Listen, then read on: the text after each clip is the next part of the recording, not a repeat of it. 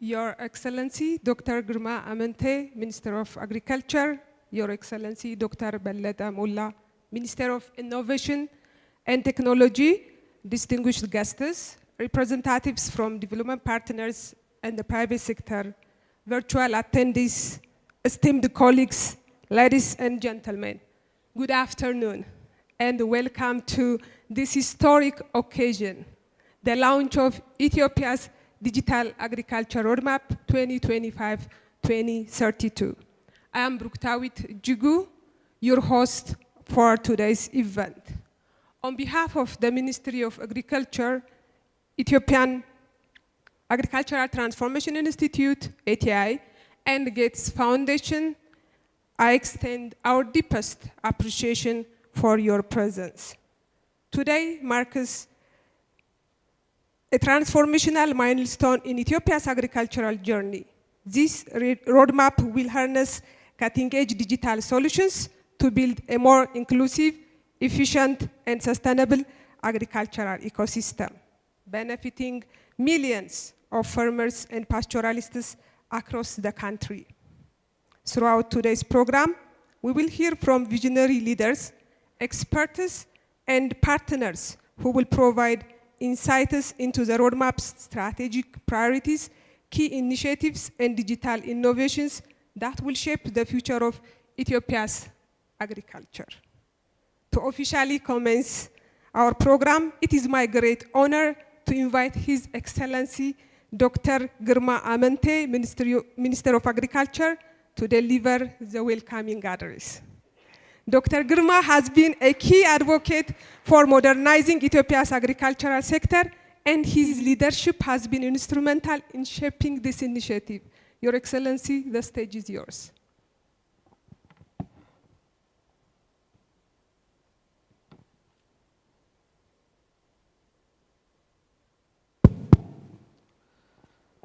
ደህና ዋላችሁ። የዛሬው አካሄድ የተለየ ይመስላል። ቀጥታ የመጀመሪያውን እድል ለኔ ነው የተሰጠኝና በጣም አመሰግናለሁ። ደህና ዋላችሁ። እንደገና ምሳ በልታችኋል? በእንግሊዘኛ ብዙ ፓርትነሮች ስላሉ ወደዛ መዞሬ ስለማይቀር አይ ቲንክ ከታችም የመጡ ብዙ ተሳታፊዎች ስላሉ ትንሽ በአማርኛ ከፈቀዳችሁልኝ ተናግሬ ወደ እንግሊዘኛው ዞራለሁ። የተከበሩ ዶክተር በለጠ ሞላ የሳይንስና ኢኖቬሽን ሚኒስትር፣ ክቡራን የክልል የግብርና ቤተሰብ አመራሮች፣ ክቡራን ከፌደራል የመጣችሁ የፌደራል አመራሮች፣ ክቡራን የልማት አጋሮቻችን አመራሮች፣ ክቡራትና ክቡራን፣ ይሄ ዛሬ በይፋ የምናስጀምረው የዲጂታል ግብርና ፍኖተ ካርታ የግብርናውን ዘርፍ ለማዘመን የግብርናውን ሴክተር ከእጅ ወደ አፍ ወደ ኮመርሻል ግብርና ለማሸጋገር በመናደርገው ሂደት ውስጥ በጣም ወሳኝ የሆነ ምዕራፍ ላይ እንገኛለን። ዓለማችን እንደምታወቀው ወደዚህኛው ፍሮንት ወደ ዲጂታል ፍሮንት ከገባች ቆይታለች። አገራችን ኢትዮጵያም የዲጂታል ኢትዮጵያ 2025 ስትራቴጂ አውጣ ወደ ተግባራ ከገባን ውለን አድረናል። ከፍተኛ ውጤትም እየተመዘገበ ይገኛል። ከዲጂታል ግብርና አንፃር ማሳካት የምንፈልጋቸው ቁልፍ እና ጥቂት ጉዳዮችን ማንሳት ፈልጋለሁ። የዚህ የዲጂታል ግብርና ፍኖተ ካርታ የመጀመሪያው ቁልፍ ተግባር ዲጂታል ኤክስቴንሽን አገልግሎትን ለአርሶና አርብቶ አደሮቻችን ማድረስ ነው። እስካሁን ኤክስቴንሽን እየሰጠን ያለነው በልማት ሰራተኞች ብቻ ላይ የተደገፈ ኤክስቴንሽን አገልግሎት ነው። በአሁኑ ሰዓት የባለብዙ ተዋንያን ኤክስቴንሽን አዋጅ አዘጋጅተን ጨርሰን ሚኒስትሮች ምክር ቤት ደርሷል። ይሄ አዋጅ ውስጥ ከተቀመጠ አንዱ ውስጥ ዲጂታል ኤክስቴንሽን መስጠት ነው። አርሶ አደሮቻችን በአሁኑ ሰዓት ስማርትፎን አላቸው፣ ለቴክኖሎጂ እየቀረቡ መጥተዋል። እነዚህን አርሶ አደሮቻችን ዲጂታሊ ልናገኛቸው የምንችልበት ሁኔታ መፍጠር በዚህ ፍኖተ ካርታ እንደ አንድ ፒላር እንደ አንድ ምሰሶ ከታዩ ጉዳዮች ውስጥ አንዱ ነው። ሁለተኛው ግብርና በጣም ሰፊ ሴክተር ነው። የሀገሪቱን 1/3 ጂዲፒ መያዝ ብቻ ሳይሆን የግብርና መረጃ ከቀበሌ ተሰብስቦ ነው እስከ ፌደራል የሚመጣው። ይህንን የግብርናን መረጃ በአንድ ቋት በማስተሳሰር ተናባቢ እንዲሆን በማድረግ የግብርናን ወደፊት አቅጣጫ ፕላን ለማድረግ ለማቀድ ለመተለም ይሄ የዲጂታል ግብርና ፍኖተ ካርታ ትልቅ ትኩረት ከሰጣቸው ጉዳዮች የግብርናን መረጃ አያያዝን ማዘመን ሁለተኛው ጉዳይ ነው። ሶስተኛው ጉዳይ የግብርና ግብአቶችን ተደራሽነትን መከታተልና ትራክ ማድረግ። አርሶና አርብቶ አደሮቻችን የግብርና ግብአት ፍላጎታቸው ጨምሯል። የማዳበሪያ ፍላጎት ጨምሯል። የምርጥ ዘር ፍላጎት ጨምሯል። የሌሎች ፍላጎት ጨምሯል።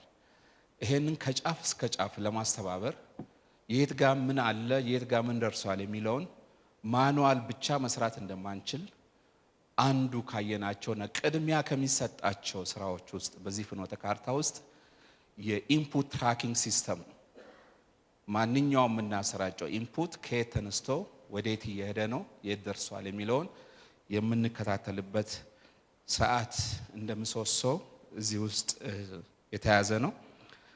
ሌላው ወሳኝ ጉዳይ አርሶና አርብቶ አደሮቻችን መረጃ የግብርና ምርቶቻቸውን የገበያ መረጃ ማግኘት ተደራሽ ማድረግ በጣም ወሳኝ ከሆኑ ጉዳዮች ውስጥ አንዱ ነው።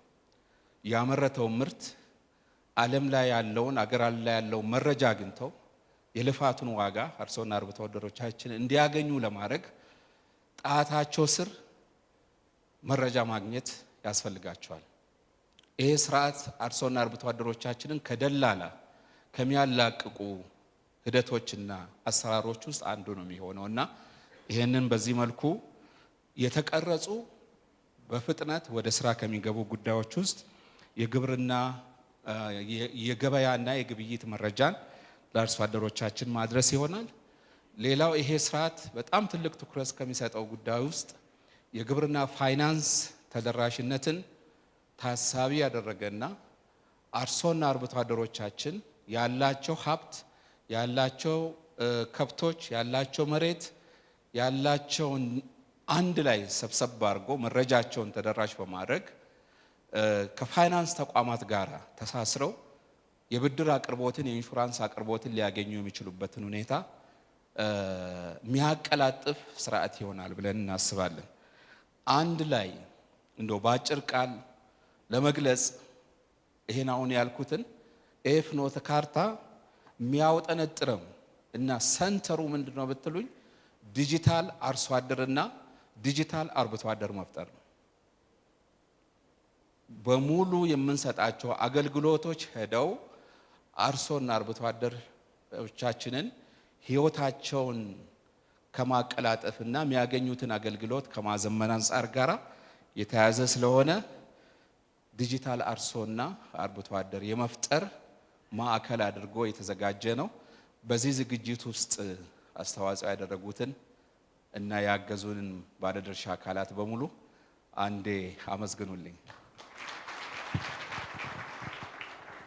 ይሄን ብዬ እንግዲህ ከፈቀዳችሁልኝ ያ ብዙ ባለድርሻዎች እንዳሉ ወደ እንግሊዘኛው መልእክቴን አስተላልፋለሁ።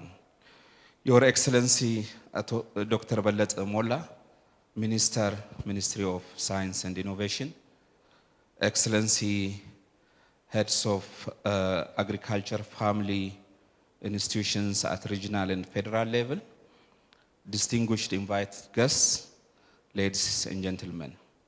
On behalf of the federal government of Ethiopia, it is with a great pleasure that I warmly welcome you all to this significant occasion, the official launch of Ethiopia's digital agriculture roadmap.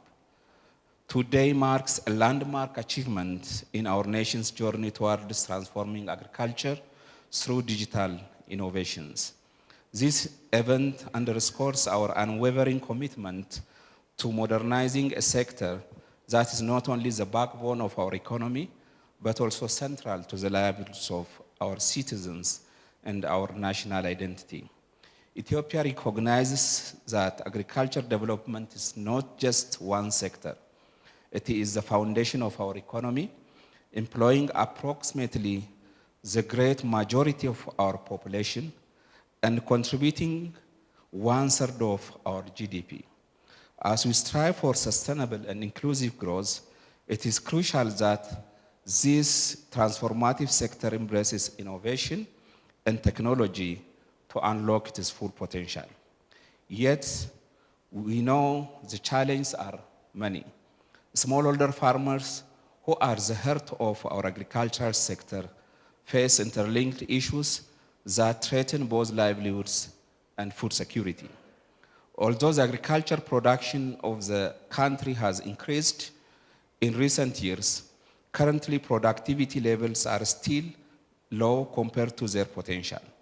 The contributing factors include limited access to improved inputs, lack of modern technology, weak market linkages, poor farming practices, and poor post-harvest handling, as well as climate change.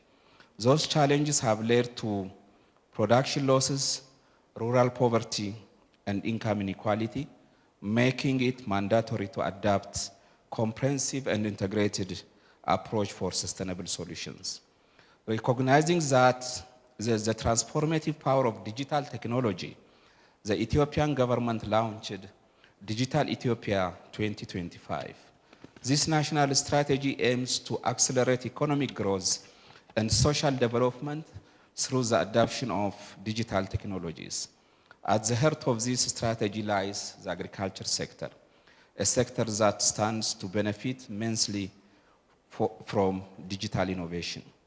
The Digital Agriculture Roadmap, which we launched today, is developed to serve as a holistic framework that guides the development of agriculture solutions to address challenges in the sector and enhance productivity. The roadmap prioritizes impactful use cases and outline actionable initiatives within an enabling environment to ensure effective implementation. Excellencies, distinguished guests, ladies and gentlemen, the roadmap is a testament to Ethiopia's broader vision for digital transformation. Our goal is clear: to leverage digital technologies across all sectors to stimulate growth, create jobs, and improve the lives of all Ethiopians. Through a digitally enabled agricultural ecosystem, we aim to empower our smallholder farmers and pastoralists, strengthen value chains, and ensure food security for all Ethiopians.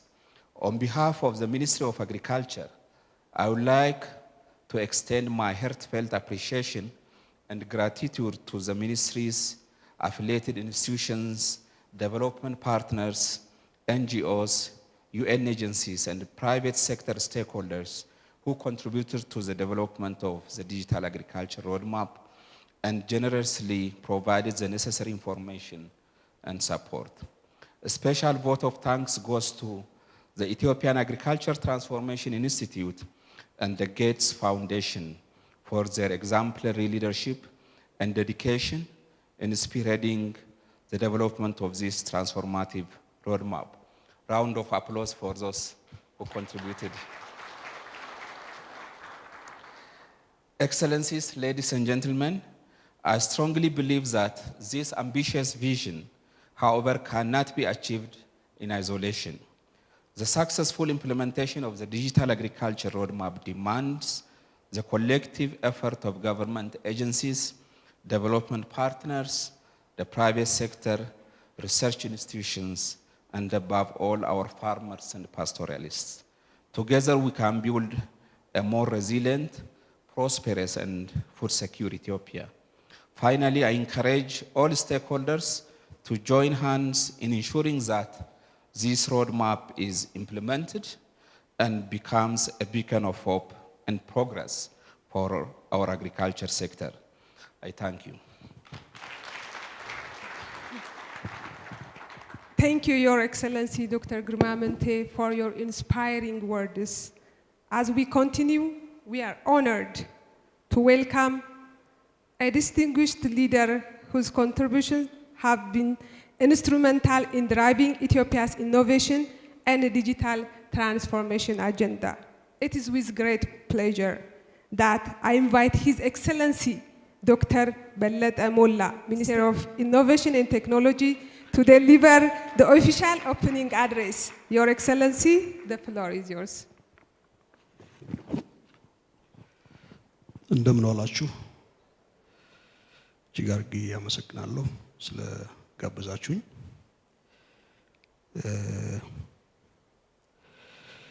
ክቡራንና ክቡራት ሁላችሁም በየማረጋችሁ በድጋሚ እንዴት ዋላችሁ ላለሁ የተከበሩ ዶክተር ግርማ እንደገለጹት እኔም የውጭ ሀገር ሰዎች ስላሉ በመሃላችን በእንግሊዝኛ የተዘጋጀውን ጽሁፍ አነባለሁ። የገበሬዎች ኢቨንት ቢሆንም እንደዚህ እንድንናገር ሆነናል።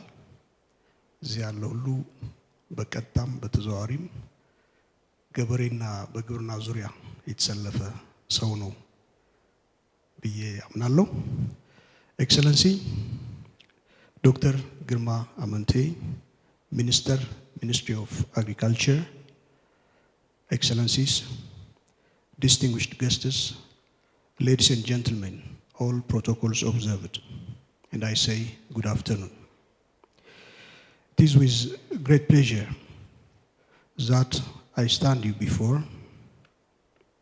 before you today to this very important occasion, the official launch of Ethiopia's Digital Agriculture Roadmap, an event which marks a landmark achievement in Ethiopia's journey and aspiration towards transforming agriculture and the lives of our agricultural community through digital innovation. So this event underscores our commitment as a country to modernizing and digitizing a sector that is not only crucial to our economy, but also central to the livelihoods of our citizens. Ethiopia recognizes that agricultural development is not just one sector. It is a foundation of our economy, perhaps, employing approximately 70 to 80% of our population and contributing approximately 32% to our GDP. As we strive for sustainable and inclusive growth, it is therefore crucial that this sector embraces innovation and technology to unlock the full potential.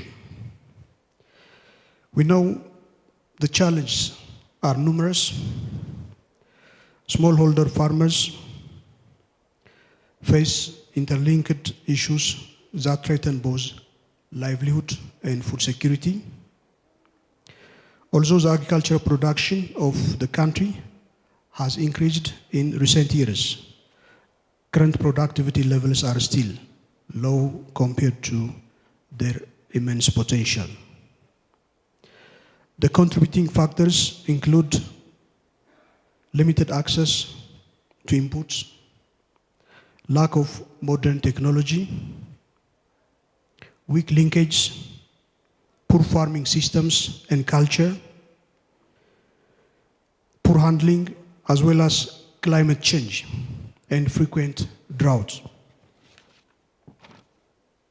These challenges have led to production losses, uncertain income, poverty, income inequality, hence making it mandatory to adopt comprehensive and integrated approaches for sustainable solutions. Recognizing the transformative power of digital technology, the Ethiopian government launched Digital Ethiopia 2025 strategy, This national strategy aims to accelerate economic growth and social development through the adoption of digital technologies. As part of the implementation of Digital Ethiopia 2025, our country has shown significant digital developments which can serve as a basis for other sectoral digital developments, such as especially agriculture. At the heart of this strategy, therefore, lies the agricultural sector, which also immensely benefits from digital innovation. The Digital Agriculture Roadmap is expected to be developed to serve as a holistic framework that guides the development of agricultural solutions to address challenges in the sector and enhance productivity in the sector and beyond. The roadmap prioritizes impactful use cases and outlines initiatives within an enabling environment to ensure effective implementation. This roadmap is hence timely as we envisage the Digital Ethiopia 2030 strategy and the completion of Digital Ethiopia 2025 strategy. Recently, the Digital Transformation Council adopted two crucial strategies, such as the digital government and e-commerce strategies. When approved by the cabinet, these strategies will serve all sectors of our economy, providing a cohesive and supportive framework for digital development. Excellencies, distinguished guests, ladies and gentlemen, the Digital Agriculture Roadmap, which we are launching today, is a testament to Ethiopia's broader vision for digital transformation. Our goal is clear, and that is to leverage digital technologies across all sectors to stimulate growth, to create jobs, to create wealth, and to improve the lives of our citizens. Through a digitally enabled agricultural ecosystem, we aim to empower our smallholder farmers and pastoralists to strengthen value chain, to ensure food security for all our citizens. It is therefore vital that we emphasize inclusion in our agricultural system, digital agriculture initiatives, recognizing that the majority of our society lives in rural areas. However, digital agriculture is not solely the responsibility of the Ministry of Agriculture. It is a cross-sectoral endeavor requiring the collaboration of all sectors working in urban and rural areas. Hence, on behalf of the Ministry of Innovation and Technology, a ministry that is tasked with leading the digital technology sector, I would like to extend my appreciation to the ministries, affiliated institutions, partners, non-governmental organizations, governmental organizations, UN agencies, and all who have played a role in making this roadmap a reality, and who generously provided all necessary information to support the preparation of this roadmap. So I would like to extend my thanks especially to the Ministry of Agriculture under the leadership of His Excellency Dr. Girma Amante and the Ethiopian Agricultural Transformation Institute, the Gates Foundation, perhaps, for their exemplary leadership and dedication in spearheading the development of this transformative roadmap. Ladies and gentlemen, I believe that this ambitious vision, however, cannot be achieved in solo. The successful implementation of this requires a concerted effort from all relevant sectors. Thus, together we can build a more resilient, prosperous, and digitally transformed Ethiopia. Finally, I encourage you all to please join hands in ensuring that this roadmap becomes a beacon of hope and progress for our agricultural sector and an improvement for the lives of our people. I thank you very much. Thank you, Your Excellency, Dr. Bellet Amulla, for your insightful remarks.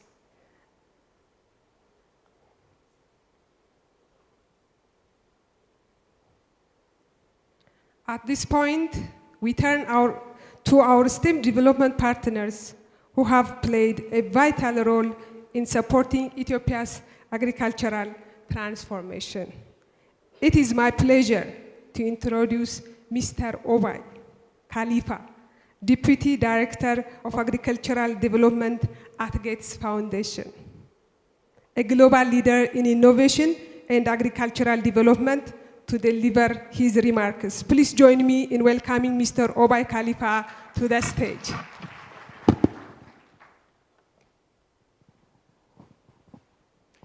Good afternoon, ladies and gentlemen. Your Excellency, Dr. Girma Amenti, Minister of Agriculture. Your Excellency, Dr. Mola, Minister of Innovation and Technology. Dr. Mandefro, CEO of Agricultural Transformation Institute, distinguished guests, ladies and gentlemen, all protocols duly observed. It is a privilege for us here today to be with you for Ethiopia's Digital Agriculture Roadmap launch. This is a defining moment of the country's continued, very ambitious journey towards modernization and transformation of the agricultural sector through technology, policy, and investments overall. Today, we are not just launching a document. Today, we are actually coming here for an agreed vision of inclusive agricultural transformation where digital solutions drive efficiency, resilience, and growth for the whole sector, but most importantly, for the small-scale producers. So first, let me just share with you a little bit of maybe insights about how we at Gates Foundation look at development and agricultural development more precisely. So first of all, we are not here to tell the countries in Africa what to do. We are here to follow the countries and the leadership of the agricultural development sector, listen to their vision and see what we can actually do to be part of this vision. So it is a privilege for us, and it has always been a privilege to partner with the Ethiopian government and with the Ethiopian ag sector leadership in general. We all know that agriculture is Africa's backbone. It employs over 50% overall of the workforce, and it contributes about 15% of GDP in average. The numbers for Ethiopia are much higher, we know that. But yet, Africa spends more than $100 billion annually in food imports. And we know that most African countries spend in average about 4% of their national GDP on agriculture, way below the already very low targets that we have agreed in Maputo first, and then in Malabo, and most recently in Kampala. Ethiopia, however, has seen steadily an increase in the allocation of the national budget to agriculture and agricultural investments in general, which has resulted in consistent improvements in productivity, in food security, in market integration. Yet, there is an acknowledgement that we are way far from where we could be. And we know very clearly that there is another also big shift happening globally. I think the biggest elephant in the room everybody is asking about now, unless we have been living in a different planet the last couple of days, is the fact that there is a huge shrinkage in the global official development assistance that we are facing from different countries, and that overall all governments from donor countries are introducing very strict budgetary allocations. And while this presents a massive challenge, I think it's also has some silver lining. It is an opportunity for us in Africa to rethink our approach towards the sector. I believe we must shift our mindset from ODA dependency to more sustainable and scalable investment models. We know that agriculture in Africa is not just a development challenge, it is an economic opportunity. And what we must continue attracting private investments. And we must continue presenting Africa's agriculture as an opportunity. If we truly believe that agriculture has a potential, we must prioritize and we must invest in it accordingly. So the key question is, can agriculture in Africa move from being a fragile sector to a major economic driver? I think the answer is a resounding yes, but only if we commit to innovation and if we commit to investments. And this is exactly our approach at Gates Foundation. We prioritize and we focus a lot on impact at scale. We focus on taking risks together with the countries that will help us drive towards transformation. And we focus a lot on getting the markets to function for poor people, because naturally they don't work for poor people. At Gates Foundation, we are also committed to enhancing productivity, income, and resilience of small-scale producers. We know that technology adoption is the fastest way to bridge productivity gaps. Countries which are rich, in average, has 3 times more productivity than African countries. But we know that it is not impossible to bridge this gap. It is not just because of their geographic location or their soil or their weather. It's primarily because of lack of adoption in our countries of innovations and because of more efficient systems we see in other countries. That's why we focus in key areas. For example, we know that from improved varieties point of view of crops, there is no way that in Africa we will continue keeping pace with climate change impact in terms of fall armyworm infestation for maize, for example, or increased frequency of droughts, without thinking about adopting improved and enhanced varieties of crops. We also know that we need to be able to address through innovation the lack of advisory services to farmers in Africa. There is no way that we can continue. I'm not saying the number here is from Ethiopia, but in Africa in general, we know one advisory worker covers maybe 2,000, 3,000 farmers. So it's just impossible that we increase the efficiency of using inputs in Africa with this kind of ratios. So the question is, how can we leverage technologies and AI to be able to bridge this gap? We also need to think differently about soil health, about fertilizers use and the shocks that when they happen in places very far from Africa and they impact fertilizers prices, the farmer in Africa who has nothing to do with that shock, whether it's a war, whether it's a climate shock, whether it's anything, they pay the price. There is no correlation between the fertilizers prices in Africa and the maize prices. And why is that? Because we import most of our fertilizers.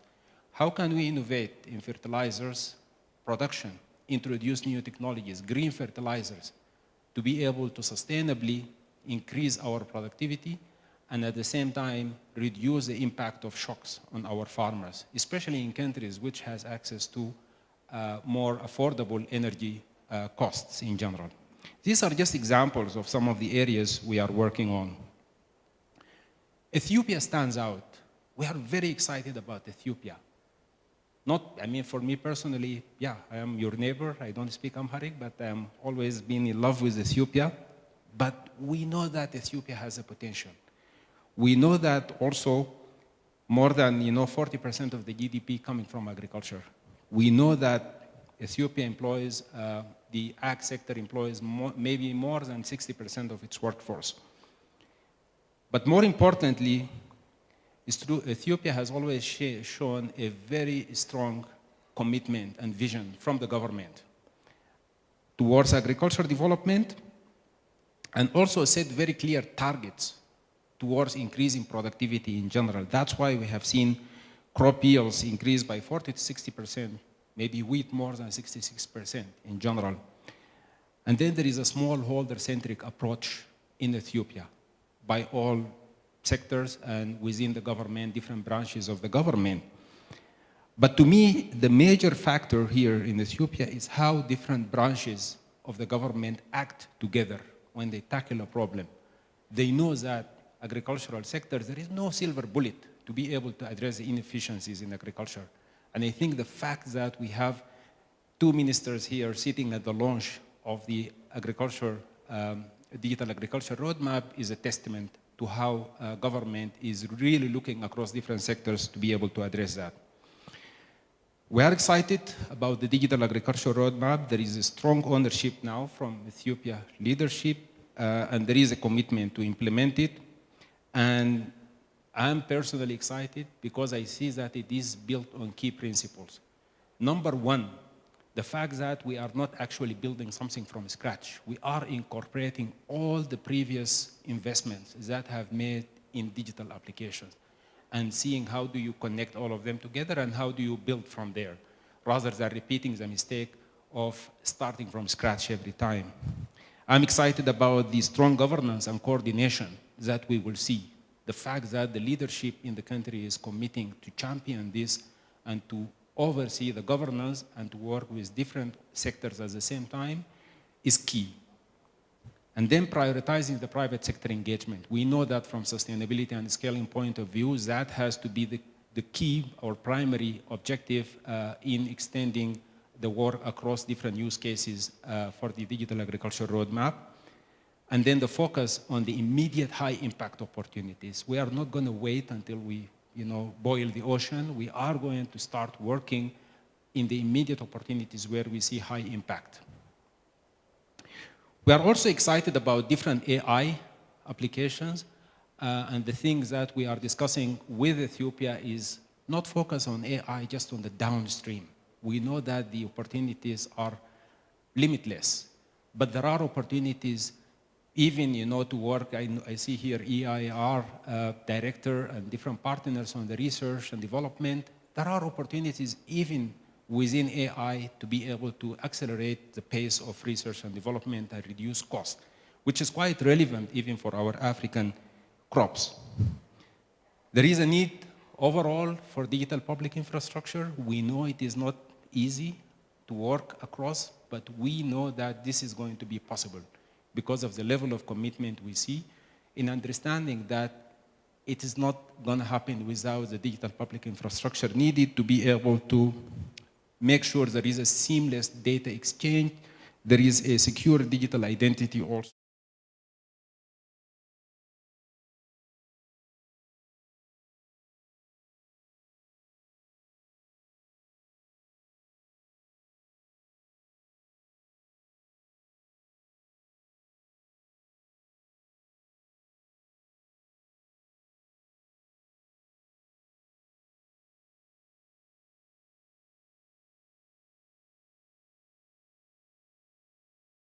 Women, for youth, for small-scale farmers in general to access services and inputs they have never had access to in the past. And they represent more than 90% of the agricultural sector in Ethiopia. The success will depend on the partnership and the leadership of the government, but how we partner across different sectors. So we don't act in silos, and I'm quite optimistic that this is going to happen.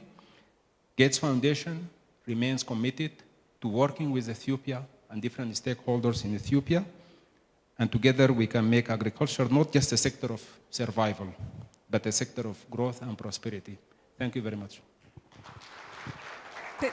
Thank you, Mr. Khalifa, for that enlightening remark, for highlighting Ethiopia's huge potential. Very inspiring words. Thank you so much.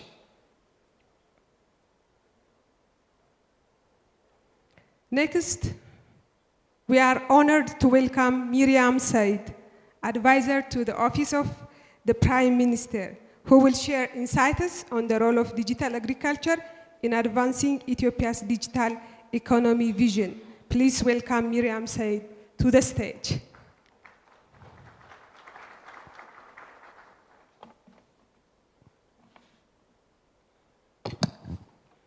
Salam, ጤና ይስጥልኝ. Good afternoon, Excellency, Dr. Girma Amente, Minister of Agriculture, Your Excellency, Dr. Ballet Amolla, Minister of Innovation and Technology, Your Excellency, Dr. Mandafro Neguse, ATA CEO, invited guests, ladies and gentlemen, thank you for having me.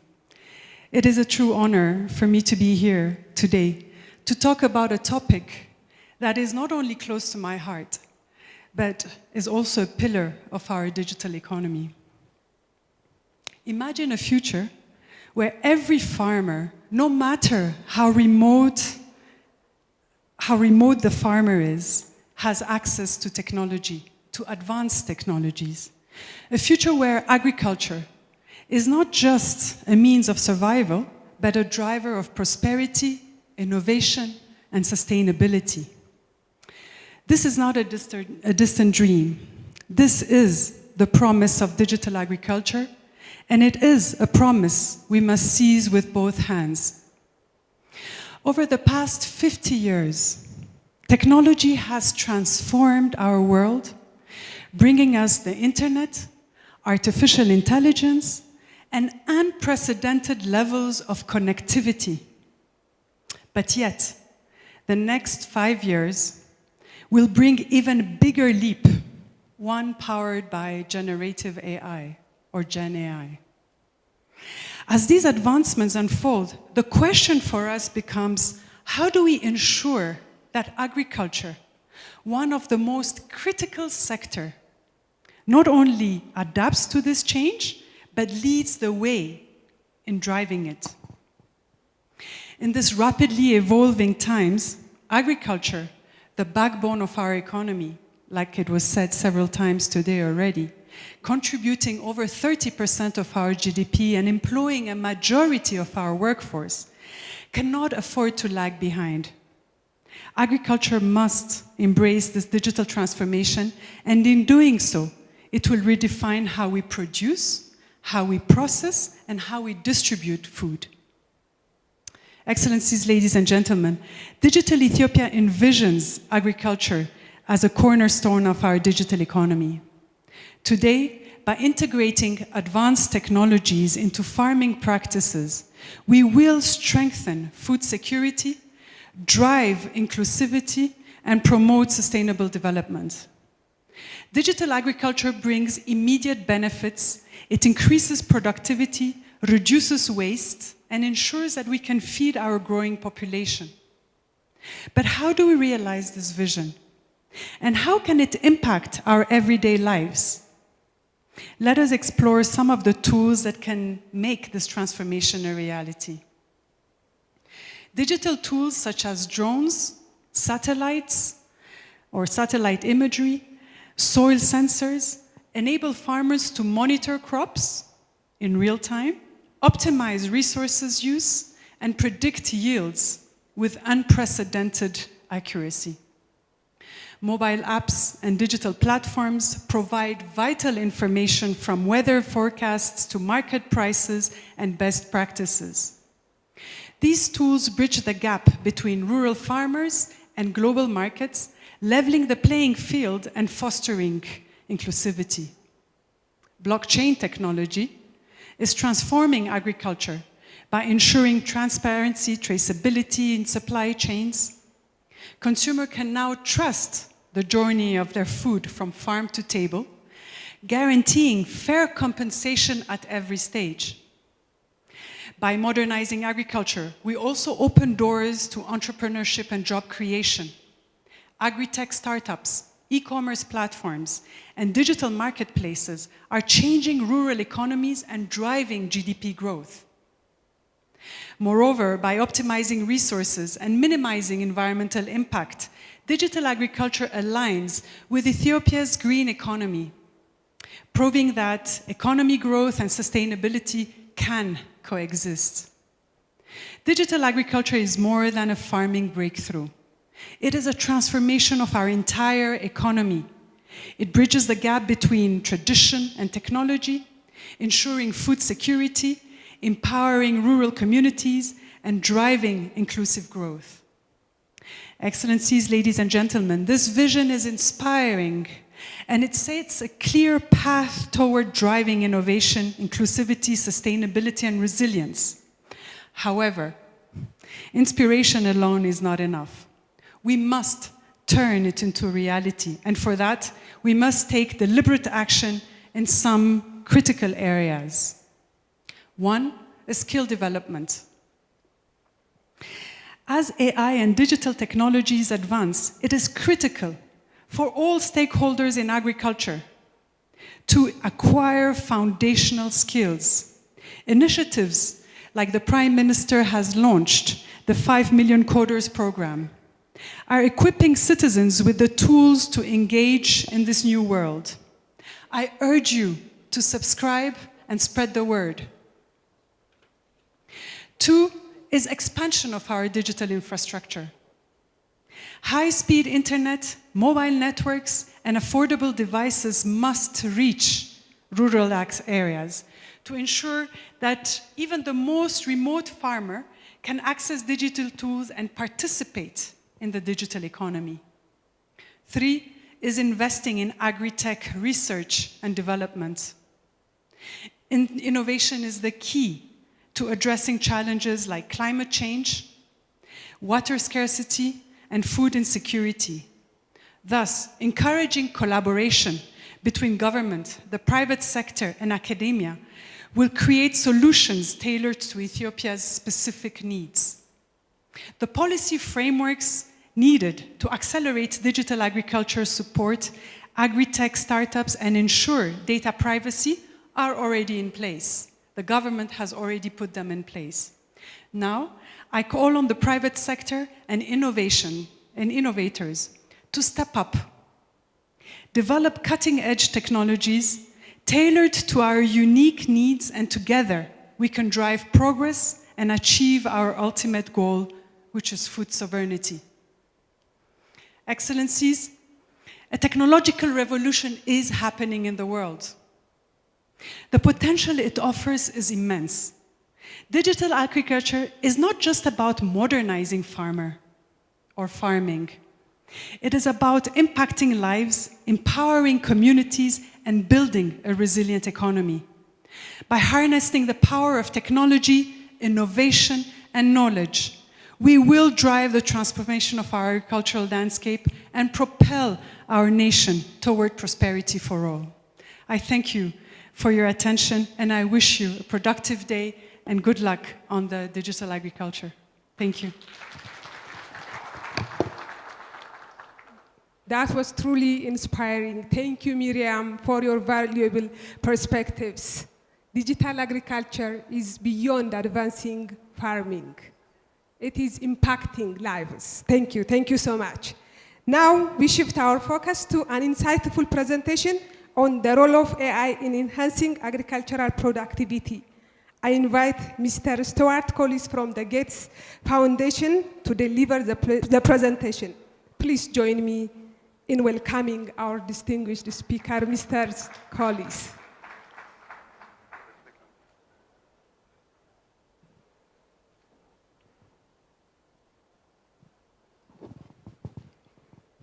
Thank you. Just recognizing Honorable Minister Germa Amente and Minister Belete. Thank you. Dr. Mendefra from ATI, my colleague Abai Khalifa, and Miriam Sayed for your opening remarks, and welcome guests. Thank you for having us. I've been asked to speak a little bit about artificial intelligence and digital public infrastructure.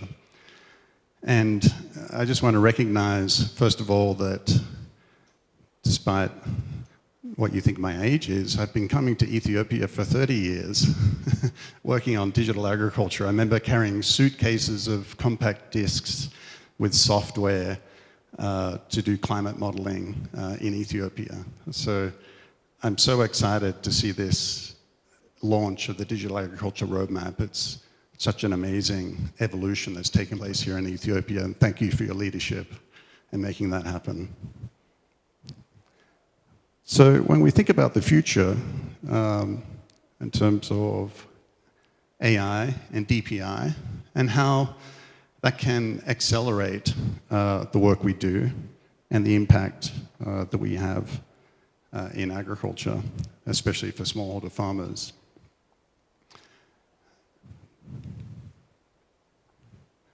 Imagine, as was said earlier, if every farmer in the world had access to all the information in the world through an interface that allowed them to speak in their local language and get information on markets, on advisory, access to finance, access to insurance, and do this in such a seamless way that it's very affordable for them to do on a very cheap phone, for example. This could be truly transformational for all of agriculture across the globe.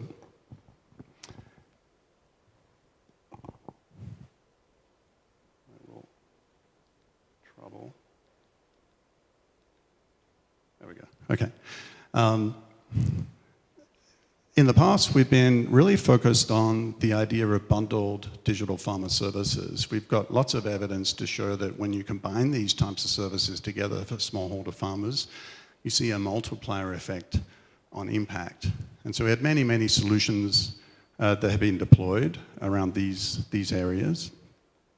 And that's been successful. We've seen lots of growth in the ag tech market. So lots of ag tech startups operating across sub-Saharan Africa. If you look at the blue bar there, by 2022, we've got over 600 ag tech companies operating in sub-Saharan Africa. And we've seen significant investment happening from not just donors, but impact investors as well. So up to 1.5 billion has been raised supporting those ag tech companies, some of those here in Ethiopia. And many of them are focused on farm management solutions. We still have lots of challenges, however, to access to these services, but we see some of these ICT solutions, I would call them, more traditional ICT, not necessarily AI, but they are starting to reach scale. So we see some good examples of this in India. These are some of the focus areas that we work in at the Gates Foundation, where we're seeing really good scale, getting up to 6 million, 7 million farmers using a service on a regular basis to get advisory information through an SMS message, for example. So that's very positive that we're seeing this sort of progress. Although globally, we do see some challenges still. So we're still not seeing adoption at significant scale. Yes, we have some good examples that I just showed you, but broadly across the globe, in a lot of low and middle income countries, we're not seeing the rates of adoption that we would like to see, and what we call meaningful use. So how often is a farmer engaging with a service? How often do they use it? Are they actually taking decisions based on that information? We still have gaps in our understanding of how that's working, but we generally are not seeing those numbers as high as we would like. In Kenya, for example, we might see 56% of farmers using a digital service actively, but only 27% of them are what we call meaningfully engaging with it on a regular basis. We also see some good improvements in adoption of seed, adoption of fertilizer. Because of these types of advisory services, we see some good increases in yield and income, but we feel that those could be much higher with higher quality services. We are seeing some interesting data on costs of these services. So in India, we've been able to get the cost of these services down to about 18 cents per farmer per season, which is very affordable. The government is able to budget for that type of service, so about $1.2 million for the Odisha government to cover their service. That means a call center, an IVR service, SMS messages going out on a weekly basis. We also see on the bottom right here just some good examples of a hybrid approach that seems to be far more effective. So you can have direct to farmer through digital services. You can have a traditional extension agent, but when you combine those two together, you see much better results in terms of outcomes. So just a few interesting data points for us to take into consideration as to what we've learned so far. Now, how can artificial intelligence turbocharge these types of solutions is part of the question. When we look at artificial intelligence, it's a broad spectrum. So I'm going to zero in on one particular application of artificial intelligence. I'm just recognizing that we sort of think about this in the broader spectrum. Generative AI is the latest evolution of artificial intelligence, but we've been using these tools for some time in the agriculture sector.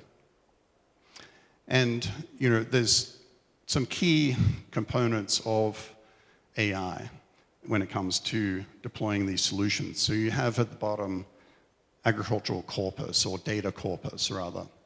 The data that represents smallholder farmers today in some of these large language models is really not there. How do we make sure that smallholder farmers are represented in these models? This is a gap at the moment. In terms of the models in the middle, this is really being driven by the big tech sector, by national governments. We all saw the recent developments last week with DeepSeek from a Chinese startup, much cheaper and more affordable versions of these models.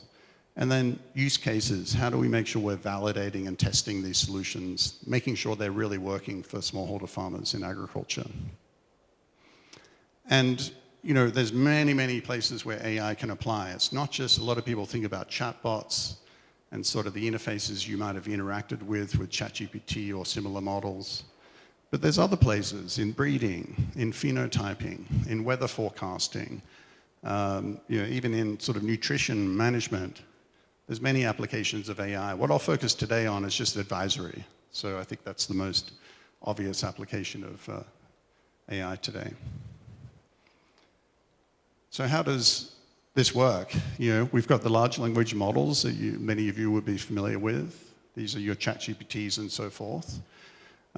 We've also got voice interfaces, which is a remarkable development in terms of being able to speak to a computer system and get a response back in real time in your local language.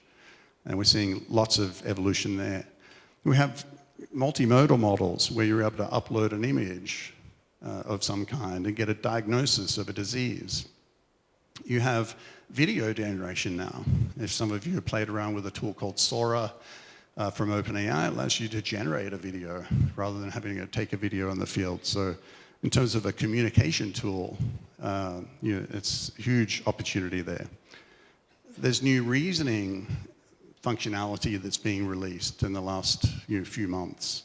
So that is, imagine taking the logic that an agronomist or an advisor sort of goes through before they give a piece of advice to a smallholder farmer. Could you replicate some of that through an AI engine or AI model? And then finally, agents are the most recent development, where you're not just providing advice, you're also then reaching out to other systems, and this is where interoperability comes into play, to actually order that input or apply for that loan or apply for that subsidy program on behalf of a farmer. So these are all very early stage, still in development, but quite exciting in terms of the evolution of AI. And we've seen some good early results. So we've been experimenting with some of the AI solutions in the field. Just two examples. This is an organization called ISDA that we support. They've deployed to over, actually it's up to 80,000 plots now across 5 countries. And we're starting to see some really good results. In this case, for farmers that adopted the virtual agronomist they're deploying, they saw 48% of those farmers achieved a yield higher than 4 tons per hectare versus 10% using traditional means. And then our partners that you're familiar with, Digital Green, who are operating here in Ethiopia as well, deployed their chatbot across 5 countries, 6 languages, 40 crops. And the charts at the bottom here are just representations of the real-time data that you see coming from these two-way flow systems. So when farmers are asking questions, you're also seeing that data. And then you're able to adapt your advisory system to that data. So here we're looking at a high incidence of pest and disease outbreak during the season. You can see that happening in real time. You could provide content to address that issue. And then just the point here is that This requires more and more data, of course, for these AI models to work. Data is the fuel on which AI models operate. As we collect more data, on the left here, we can provide more personalized services. But of course, the cost goes up as you collect that data. So this is something we need to think about, is how do we manage those costs and keep costs reasonable for smallholder farmers. And this is where I'll switch for a moment to digital public infrastructure as being a key driver of scaling these types of solutions. And just, there's a lot of sort of talk about what digital public infrastructure is. Some people think that that's a protocol, or it's a platform, or it's data, or it's a service, or it's an ID.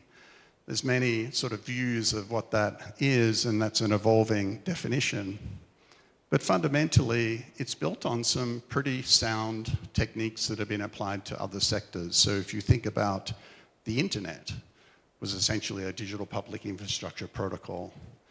GPS that we all use on a daily basis now was based on a protocol, as was GSM, our mobile phones all operate on a protocol. So as we think about this protocol-based approach, it's an enabler to massive scale of digital solutions. And this is something that takes an ecosystem approach. It's not necessarily an all-government approach, not necessarily an all-private approach. It's really through PPPs that these types of DPI deployments are most successful. And it's already happening here in Ethiopia with the national ID system and the MOSIP platform. Just to point out that the impact of these DPIs can be massive. India has developed a lot of these digital public infrastructure building blocks like ID, like payments. And what they saw happen in India was they were able to compress. Originally, they were expecting it to take 47 years to get to 80% financial inclusion. So what they do is when you sign up for an ID system, you also get a bank account. And that enables financial inclusion. So they're able to compress that down to just 6 years. So it's not just a way to scale, it's also a way to accelerate access to services that are very meaningful at the ground level. In agriculture, we see a lot of potential for DPI to play a role. Obviously, there's the ID, national ID, farmer registries that MOA and ATI are working on already. There's digital credentialing. How do you access or credential a farmer and then verify them, get access to credit? How do you facilitate payments with DPI? And how do you broadcast and fulfill productivity that they might be producing? And then finally, tailored advisory services, getting down to site-specific for their location, for them personally, what is going to help improve their farming business. And there's a lot of building blocks that need to take place. You've got your digital public goods, your soils data, like Ethiosis, your weather data from the Met Department, crop analytics, pest and disease forecasting, agronomy content. But layer on top of that, the digital public infrastructure building blocks that we need on farmer identification, agricultural content corpus, language data. And then the services that can layer on top of that. It's not just one channel, it's multiple channels flowing up to different use cases that we've identified through the digital agriculture roadmap here in Ethiopia. And there's some good examples, as I said, from India that we're drawing on, from the Indian AgriStack, the Open AgriNet, and already working with various groups to deploy similar systems here in Ethiopia. So I'll finish on just the idea that AI has a lot of potential, but it's driven by these DPI and digital public good investments. And that's where the digital agriculture roadmap is helping lay out a plan for how to sequence those, how to fund those, how to sort of design them around very specific use cases rather than just building digital systems for digital systems' sake. You're actually driving towards a goal, a collective goal. So I know the team are going to speak more about this, but looking forward to seeing the vision become a reality. Thank you so much. Thank you so much, Mr. Collis, for an insightful presentation on the role of AI in enhancing agricultural productivity. Truly enlightening. A round of applause for all our distinguished speakers. Thank you so much. Now, we will take a very short break for a group photo. Please come to this stage and we will have a group photo taken.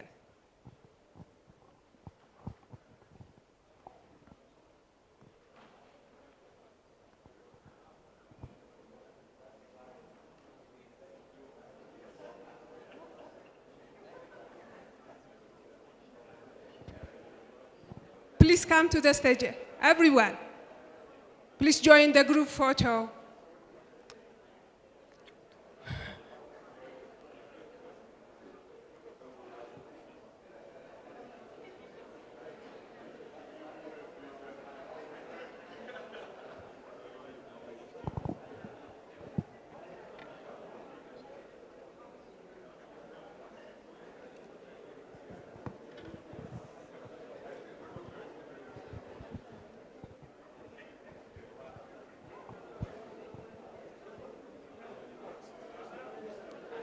Everyone, those who are sitting at the back, please join the group photo. Let's capture this historic moment. Please join us.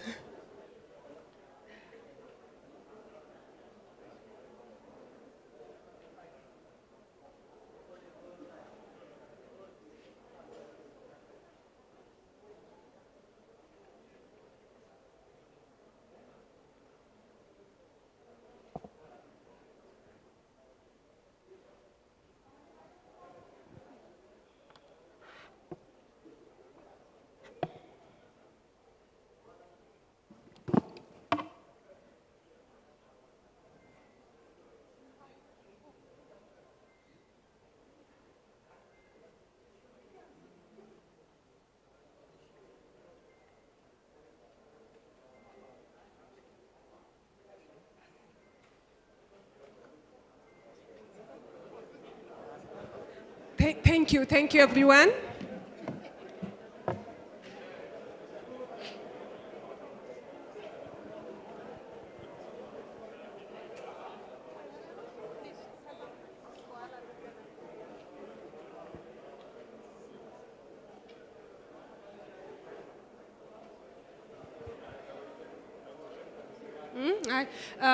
Okay, please take your seats. Thank you. Please take your seats. We will resume. We will go to presentations that provide us detailed information about the development process of the roadmap. Please take your seats.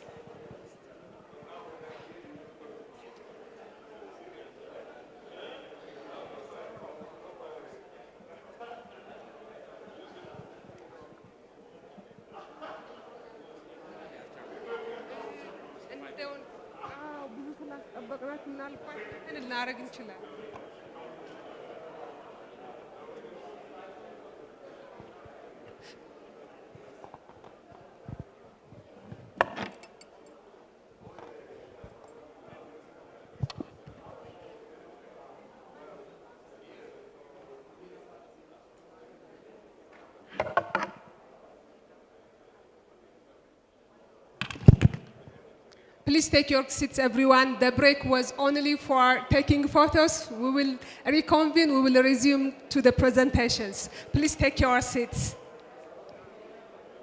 We will deep dive to the presentations about the development process of the digital agriculture roadmap.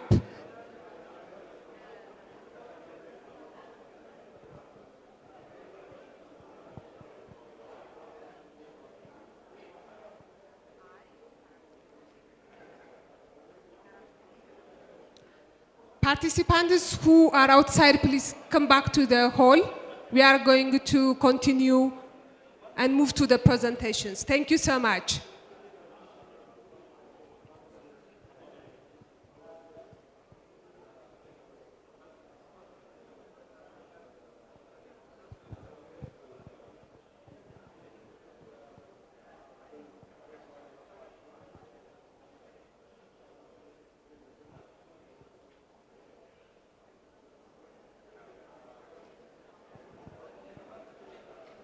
Shall we move to the presentation? Please take your seats. Thank you. BCG team, are you ready?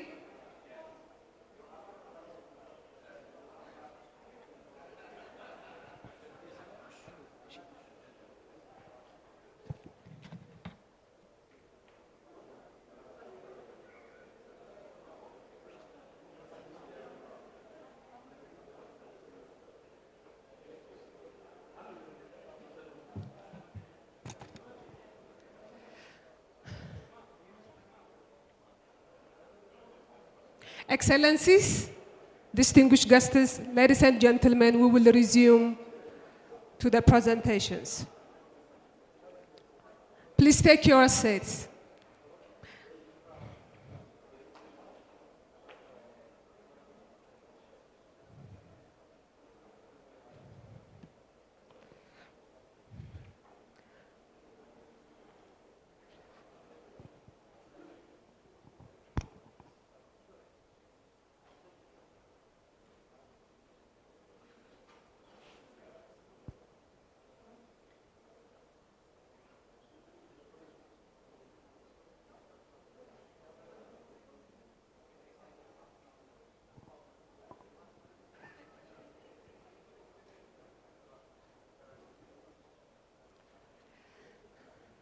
Thank you. Welcome back from a very, very brief break. Now we take a deep dive into the digital agriculture roadmap itself. We will have two presentations by Boston Consulting Group, BCG, a global leader in strategy and innovation. The first presentation provides an overview of the roadmap development process, and the second one covers its key components, the priority use cases and initiatives that will drive the roadmap implementation. Please welcome our speakers from BCG to the stage. Team BCG, the stage is yours.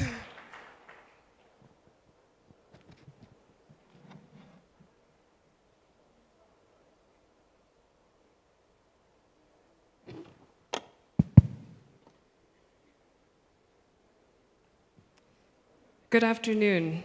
I have the privilege of first walking us through an overview of the development of the digital agriculture roadmap and the process that we went through.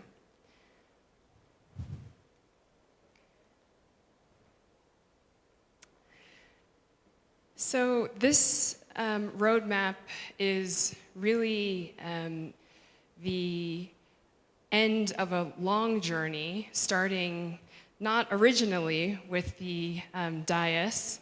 As Stuart said, there's been so much happening in Ethiopia in agriculture and digital and for many years before this, but in 2022, there was the Digital Ag Extension Advisory Services Roadmap.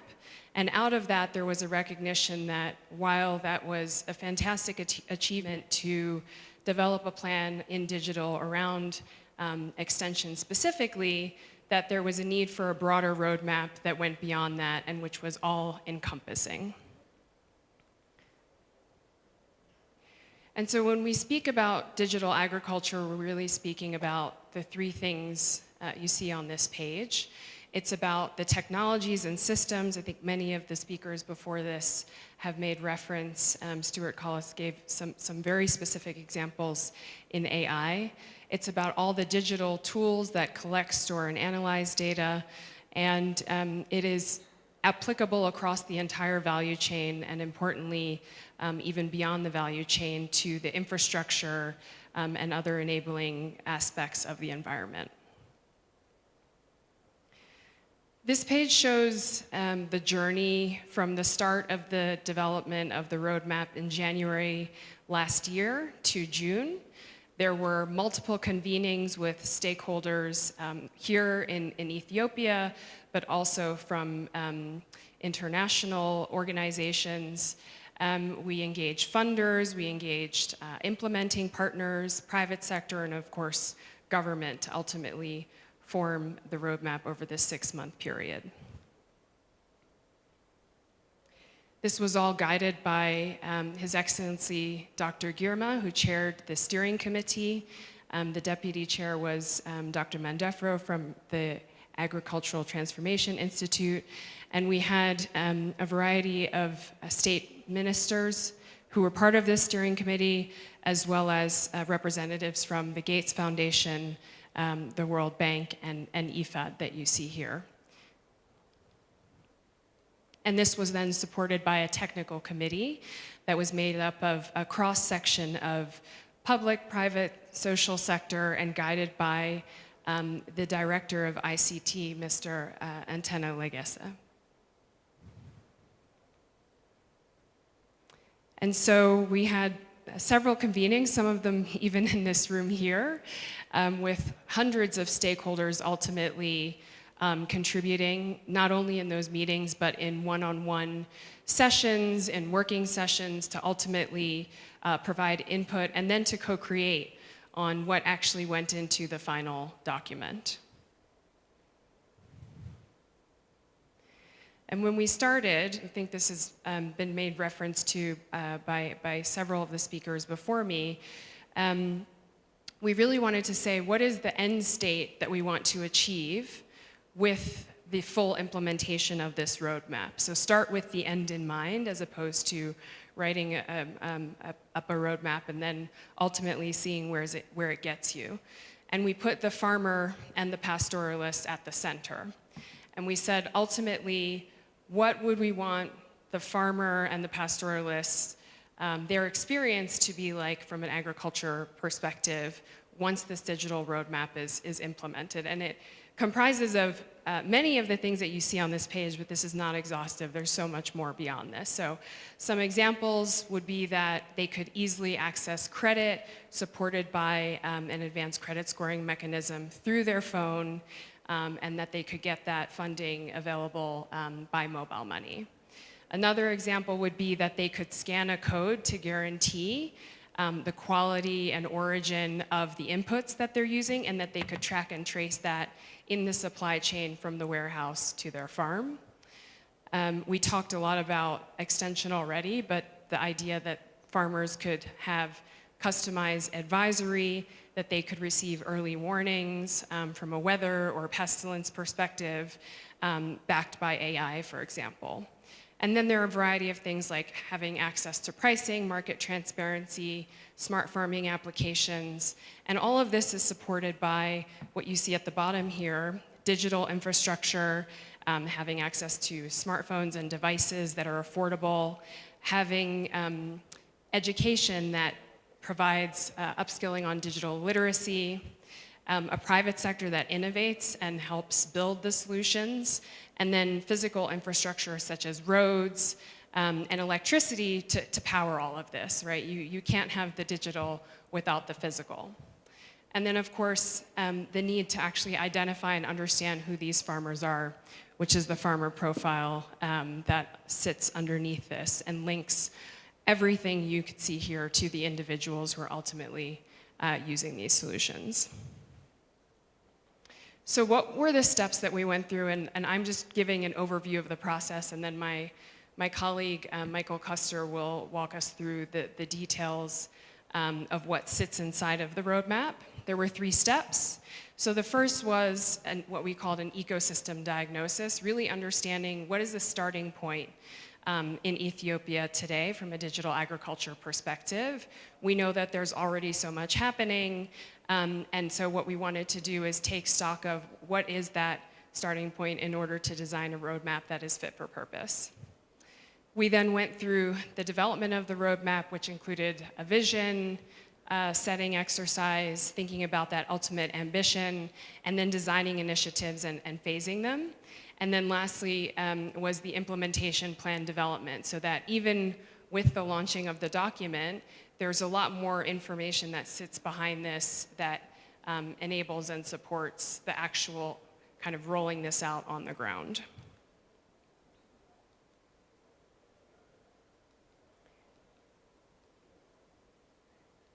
So in terms of the first step here, which was the ecosystem diagnosis, we used a framework called the Digital Farmer Services Framework that really looks across all aspects of digital agriculture. It was a framework developed by the Gates Foundation. And we said, what's the level of development in digital agriculture across the digital stack in terms of use cases and solutions, as well as that enabling environment? And we took that as the starting point off of which to build out the roadmap. We had what you see here on the left-hand side and right-hand side, an approach where we looked at, again, a strategy. What is the vision? What are the strategic pillars? And then all the enablers. And again, Mike will walk through these in detail. And then we went very deep in some areas and developed business cases, which I'll talk about on the next slide, but that had the details around the impact, the costing, and so on, again, to accelerate the implementation. This is actually a deep dive on the left-hand side of the prior slide. I think Stuart showed this earlier, so I won't go through it in detail. But the whole roadmap is organized around this construct. So what ultimately are we trying to achieve? This is the vision. We had the target in mind for what ultimately we want farmers and pastoralists to experience from a digital agriculture perspective. We then prioritize use cases. It was important to have a phasing. So as opposed to saying, you know, everything should be done at once, to really think about the starting point and then look at what was most relevant and impactful today, and then what could come later. And then underlying all of that, there are the digital layers to support these use cases, as well as the policies, the human capital and infrastructure that sits beneath.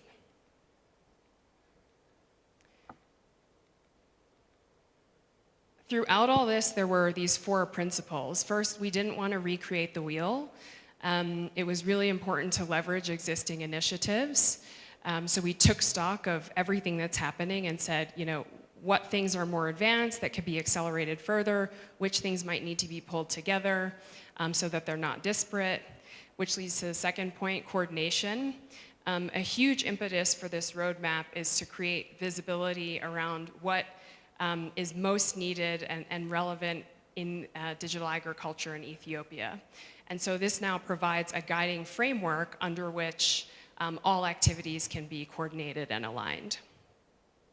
Really important to empower the private sector. I think Obai spoke about this, that as this roadmap is implemented, while we are looking at, I think, a need to have public-private partnerships, private sector will be critical to the advancement. So as much as possible, we were coordinating across all stakeholders, but ensuring that this took stock of the private sector's capacity and capability to support implementation.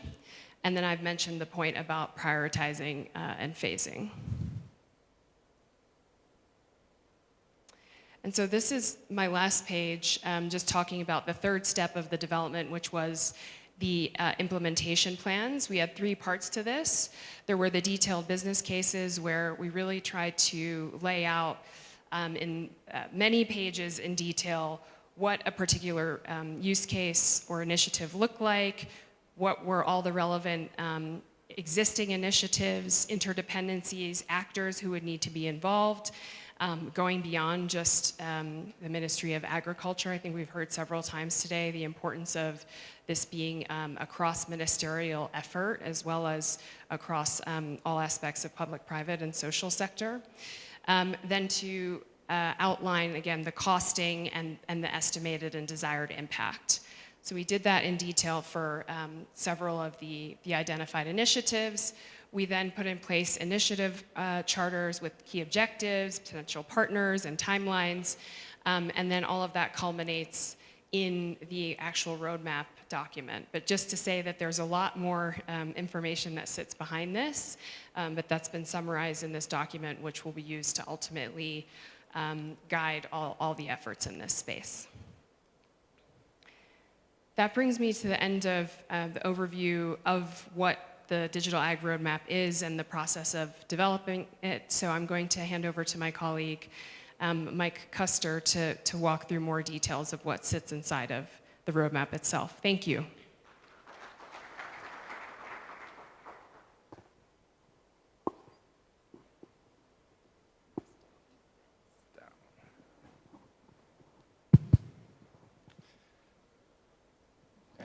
Hello, good afternoon, everyone. I'm very excited to be back in Addis for the launch of this. We spent 6 months working closely with the Ministry of Agriculture, His Excellency Dr. Girma and his team, the Gates Foundation, Stewart, as well as Dr. Mendefro and the ATI on developing this roadmap. So it's very exciting for me personally to be back to present the details to you as soon as the presentation pops up. Oh, I have to press, sorry. Okay, so Zoe walked through a bit of the process on how we went about developing this roadmap. I'll go into a bit more detail. This is the next presentation.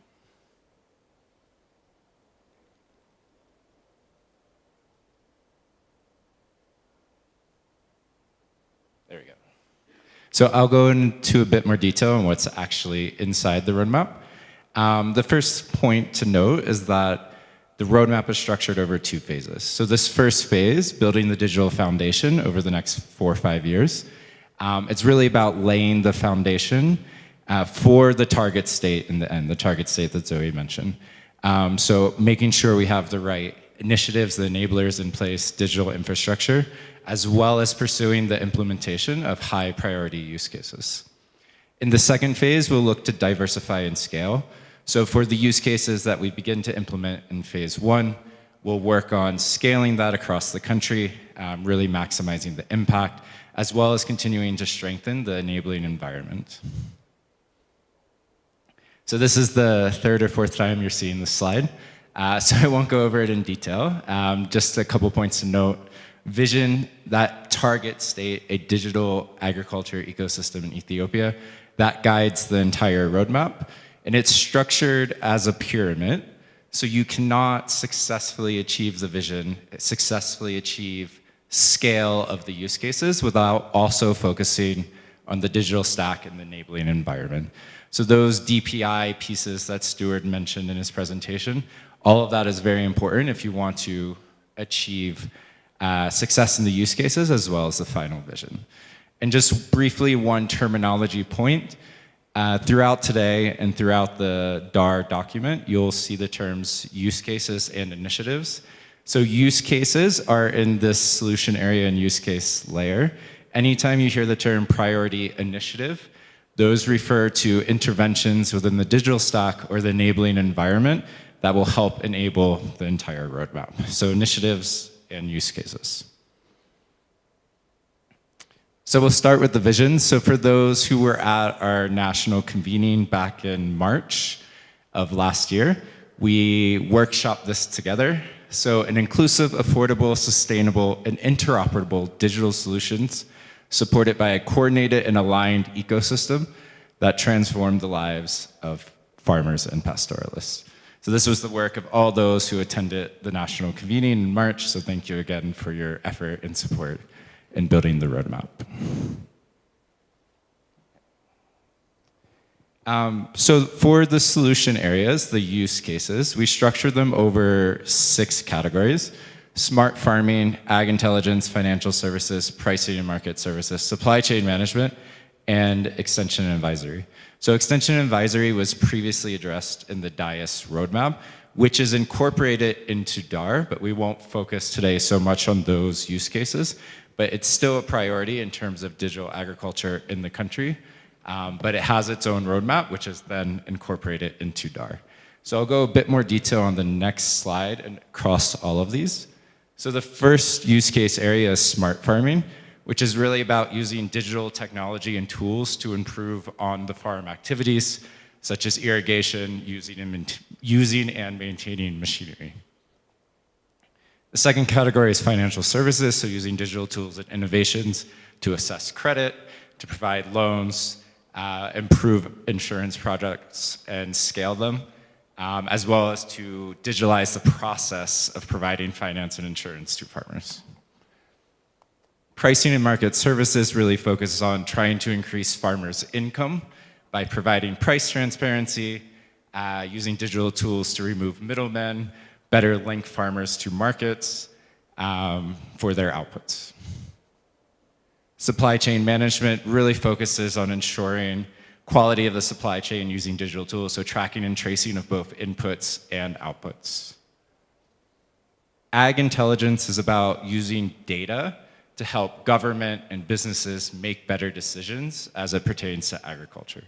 So for example, using data available, soil data available, agronomy data available to better procure and distribute inputs such as fertilizer.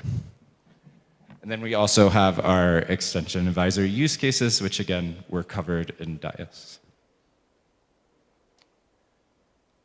So we had a long list of 21 use cases on the previous slide.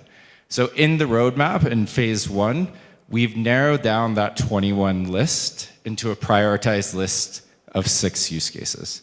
And so how we did that, a lot of that was thanks to your support and engagement in the roadmap development process. So throughout the roadmap development process, we had extensive stakeholder engagement in the form of the national convening, where over 70 stakeholders attended, and we together worked to prioritize the different use cases. We've also conducted, prior to the engagement and at around the time of the convening, over 30 one-on-one interviews with various stakeholders, development partners, private sector players, government stakeholders, researchers, academia. And then we also, the third input into this prioritization was looking at different international and local benchmarks, so similar use cases implemented in either in Ethiopia or in other geographies, and trying to determine their impact and feasibility within our context. So the result of this prioritization process resulted in 5, 6, if you count credit insurance as separate use cases, prioritized for phase 1 of the roadmap. We have one slide that goes into a bit more detail on each of these use cases, so I won't spend so much time on this slide. But the prioritized use cases for phase 1, access credit insurance, procure and distribute inputs, track and trace inputs, deliver timely interventions, and access better markets and buyers. So given the time, I'll quickly walk through the deep dive we have on each of these prioritized use cases. Before I do this, we tried to recognize all the different initiatives going on within the ecosystem, as you can see by the stakeholders involved, as well as the status quo. If we did miss an initiative that is going on, my apologies. Please come up to us afterwards. We'll make sure we have good visibility on that. But for now, we tried to be exhaustive as we highlight what's going on currently in the ecosystem. So the first use case is access to credit, which is really about using digital tools and innovations to better assess the credit for farmer and pastoralists, and then digitally provide them with loans. There's also about digitalizing the access to credit through the e-voucher system, which is currently a project that ATI and CAFIA are working on together. We also have in the ecosystem, Lursha, in collaboration with Safaricom and JICA, have been working to provide access to credit bundled with insurance in the Sidama region. And ATI has also already started discussions with Cooperative Bank of Oromia as well to expand the Mishu for agribusiness credit. So in terms of next steps, I think it's really about scaling up these initiatives. There's a lot of smaller pilot phases, but pushing them to scale is a key next step. And so, for example, under that, ATI is already planning to expand the reach of the e-voucher system to 590 wardas. And I know Lursha is still working with JICA to expand their pilot in Sidama to additional farmers as well, in the early stages for discussion. Access to insurance, similarly, about using digital tools and technologies to lower the cost of agriculture insurance, develop innovative agriculture insurance products, and help to expand and scale them throughout the country. So improving access and affordability of insurance. So we have Lursha, who's piloted yield and assurance with Nyala, reaching 3,000 farmers in Sidama. I know Kafia has an insurance pilot as well in the Oromia region. And impressively, Pula has reached 1 million farmers by the end of 2024 across different regions of the country. And JICA, of course, has supported MOA for several years now on implementing index-based crop insurance. All right. And then again, similar to access to credit, the goal is, in terms of next steps, is to expand these pilot programs. And I know Pula has a very ambitious target of reaching 12 million farmers by 2025. And again, all these initiatives listed here are continuing to expand and target, reach more people in the coming years. All right. So procure and distribute inputs really about using big data to better assess demand for different inputs across the country to more effectively and efficiently procure and then distribute them. So for in DAR, we focus a lot on fertilizer as that is a big ticket or purchase item for the ministry. And I know recently His Excellency Dr. Girma mentioned that this past year, or this past purchasing cycle, the ministry saved 20 billion birr, just already trying to make the procurement process more efficient using big data and better data. So a lot of success so far in this use case as well. And then again, we're working to digitalize the IVS system. ATI is in discussion with Telebur and Awashbur to integrate digital payments into IVS. And Oromia Cooperative Agency in the CB are digitally input payments in Oromia. And also an important initiative here, SIAT's next-gen agro-advisory tool, helping to better make site-specific fertilizer recommendations is an important step into more efficiently purchasing and distributing fertilizer. All right, I think I'm gonna speed up through some of these now. Tracking and tracing inputs. Again, there's progress being made here. MOA and ATI working together have designed a national level digital input tracking system with support of the World Bank. They're currently in the procurement process for an ICT provider to support on this, but it's a very exciting initiative, and I believe there is a flyer outside where you can read more about that. Deliver timely interventions is about using big data to either directly or through advisory service deliver interventions in the case of adverse events such as drought or pest attacks. This could be for pastoralists or farmers. And again, we have some good progress in the ecosystem already. CIMIT is wheat rust early warning platform, can provide 7-day advance warning in the case of wheat rust. And the livestock water source monitoring management system by EIR and SIAT is currently running a pilot in Oromia. Again, for next steps, we need to expand the scale of these existing initiatives and also try to cover additional adverse events and diseases. And finally, access better markets and buyers. Again, working on improving farmers' income, pastoralist income by more directly connecting them to markets, removing intermediaries in their markups.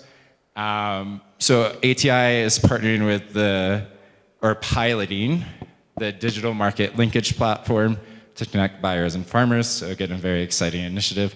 And they're also looking to expand NMIS to additional commodities. NMIS has already successfully reached 1.6 million users in 2024. So big accomplishments there. All right. Okay, so now we move on to the enabling environment. So again, initiatives in the digital stack and the enabling environment that can enable the success in the scaling of the use cases we just covered so we can achieve the vision for DAR. So similar to how we prioritize use case, there's a two-step process for the enabling environment initiatives. I think I'm getting told I need to speed up, so I will go much faster through this. So first we came up with a long list of initiatives from the national convening, again, stakeholder engagement, stakeholder interviews, as well as looking at the work that was done in the DIAS roadmap.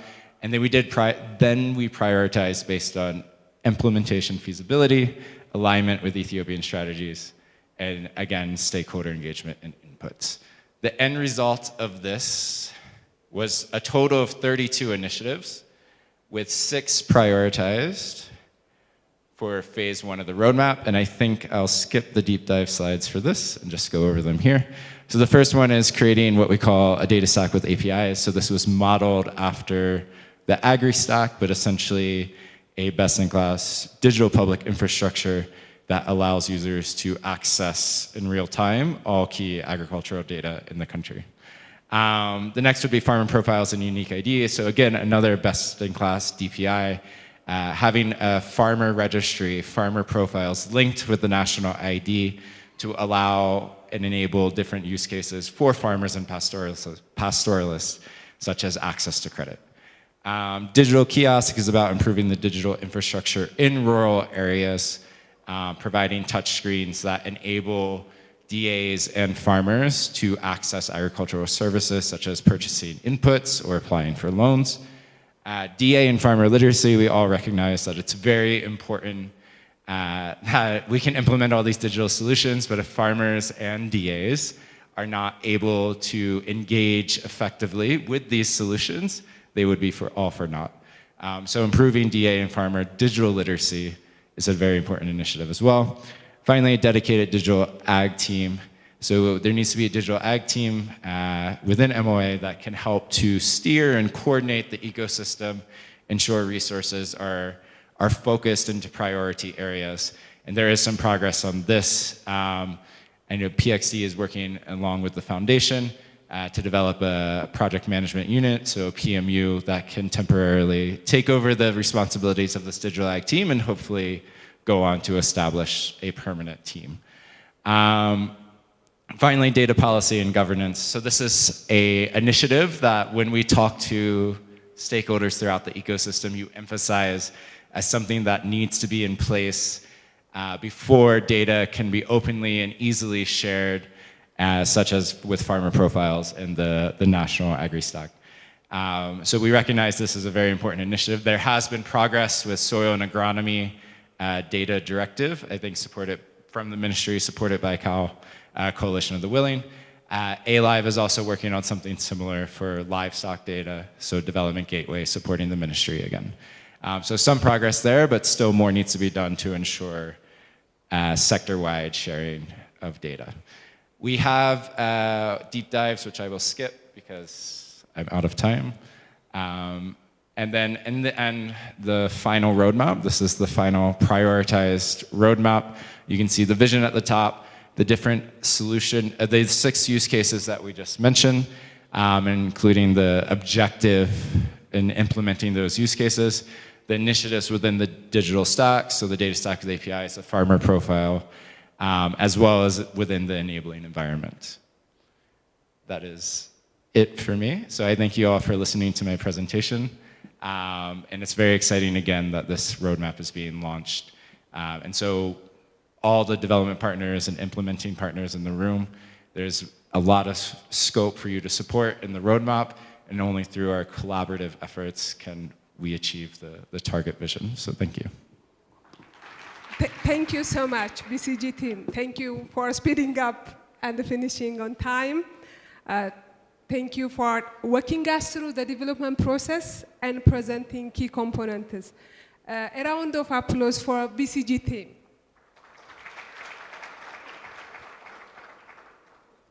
Excellencies, ladies and gentlemen, we now move to a highly anticipated session of the day, a panel discussion on transforming Ethiopia's agriculture ecosystem through digital solutions.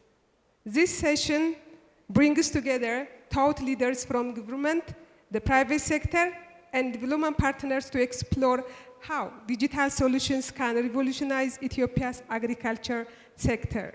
Moderating this discussion is none other than Mr. Solomon Kasa, founder of 1888 EC, international tech consultant and strategist, author, TV personality, and a public speaker.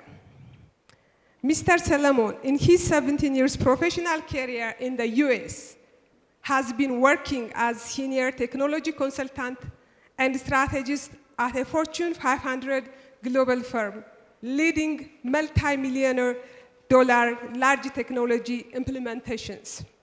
He worked as a software engineer prior to joining management consulting.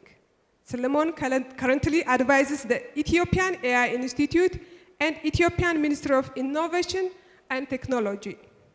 He is also a producer and host of the popular Tech Talk with Solomon on EBS.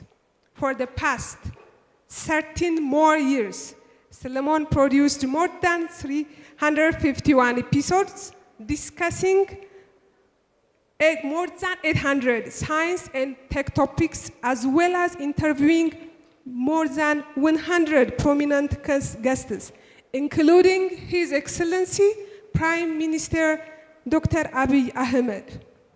In 2018, Solomon published Grimta Sci-Tech, loosely translated The Wonder of Sci-Tech, the first of its kind science and tech 400-page book to be ever published in Amharic, with more than 40,000 copies sold. Solomon is a social media influencer with more than 1.6 million followers. He is also the founder of 1888 EC, the first venture studio in Ethiopia that aspires to galvanize tech-based entrepreneurship in the nation. Let's give a warm welcome to Solomon Kasa and our distinguished panelists. Solomon, the stage is yours.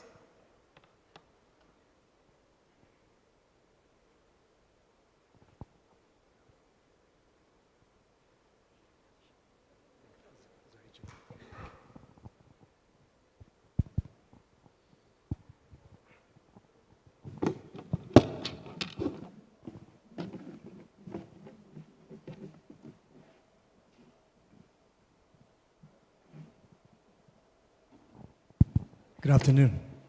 እንዴት ዋላችሁ? ሙቀት የለም አይደል? ጥሩ ነው። እሺ, good to see you all. Good afternoon once again, everyone. Esteemed guests, panelists, I'm going to introduce in a minute. Welcome to this pivotal moment in Ethiopia's journey towards ag transformation. Today, we gather not just to discuss the DAR, as we call it, 2025-2032, but to ignite a dialogue that has the power to reshape the very foundation of our agricultural sector. As you have been hearing about it throughout the day, this roadmap is more than a policy document. Rather, it's a bold vision, a strategic compass that aims to revolutionize Ethiopia's very critical sector by leveraging the transformative power of digital solutions. As we stand on the brink of this digital revolution, we should ask few critical questions. How can we ensure that digital agriculture does not become just another buzzword, but rather a lived reality for every Ethiopian farmer and pastoralist? And how do we bridge the gap between policy and practice, as well as ambition and action? So this panel is about challenging assumptions and debunking status quo, and also pushing the boundaries of what is possible. I invite our panelists and all of you to engage with critical curiosity, to think beyond the conventional and to envision an Ethiopia where digital agriculture is inclusive, sustainable, and transformative. We all know that agriculture is a lifeline of Ethiopia's ecosystem. As we all know, again, accounting for approximately 40% of the nation's GDP and employing about 75% of its workforce. So to catalyze this extremely critical sector, Ethiopia has crafted an ambitious 7-year digital agriculture roadmap focusing on solution areas, the digital stack, and creating an enabling environment. With that in mind, we have some key talking points to discuss to realize the transformational promise of DAR. Number one, current digital adoption. Despite the potential, the majority of Ethiopian farmers have limited technical capacity to adopt digital services and products, which highlights the need of targeted intervention. So how can the roadmap aim to shift Ethiopia from traditional agricultural practice to a digitally empowered ecosystem? Number two, we have to fill infrastructure gaps. Challenges such as limited digital infrastructure, high costs, and accessibility issue related to end-user devices such as smartphones and others, and data services need to be addressed to implement this roadmap effectively. Number three, reaching marginalized group is very critical. In the past, initiatives like Digital Green have trained over 20,000 frontline workers and reached more than 3.3 million farmers, which is about 31% female across 13,500 villages in Ethiopia, demonstrating scalable models for inclusive digital engagement. Number four, data-driven agriculture is critical and international examples are paramount. We've seen some of them when AI was discussed, that data-driven ag is extremely important. Like in Kenya with AI-powered tools like virtual agronomists have enabled farmers to achieve significant yield increases with a raise from 2.3 to 7.3 tons in coffee production, showcasing the potential of data-driven approaches. And number five, global lessons to local actions has to be tied together with international collaboration in play. The smart agriculture competition in China, for example, demonstrated that AI-driven approaches could outperform traditional farming methods, achieving a 196% higher output rate on average, underscoring the benefits of integrating tech into ag. With that, I would like to introduce our panelists and invite them to the stage. First, Mr. Yodahe Araya-Selassie. He is an executive director of the National ID Program. And next, Dr. Abiot Bayu. He's a senior advisor to the minister at the Ethiopian Ministry of Innovation and Technology. And next, Abraham Andreas. He is a managing director of Lersha, a private agri-tech startup. And Sami Abdul Qadir. She's the president of Ethiopian Youth Young Entrepreneurs Association. And last but not least, Mr. Jonathan Leahy, who is the chief strategy officer of Precision Development, also known as PXD, a global nonprofit organization that acts as a bridge between smallholder farmers and the innovation they desire or they need. Thank you. Round of applause for the panelists. And later we're going to give them another one.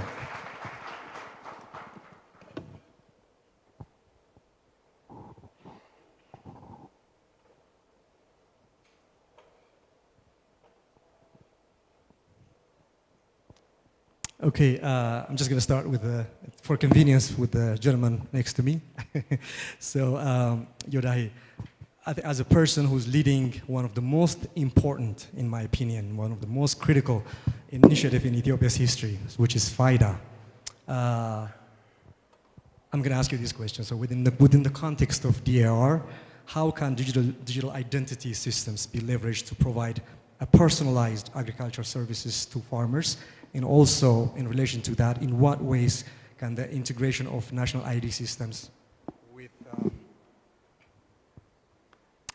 with agricultural platforms streamline access to inclusivity and financial and many other aspects for our farmers? Thank you, Sol. A roadmap, why do we need a roadmap? Roadmap is here to consolidate things. I heard just outside that Ministry of Agriculture alone has about 20 plus different databases within one ministry. Then when it comes to ATI, I'm sure they have another 20 different databases. When it comes to other agricultural agencies within Ethiopia, agricultural players, each one has its own initiatives. Consolidation is important, and that's what we're here for. Digital ID is not here to sell a card to put in your pocket. We're here to make sure that agencies, initiatives, databases can talk to each other. There is consolidation. So when you look at the farmer, you can see the full picture, basically.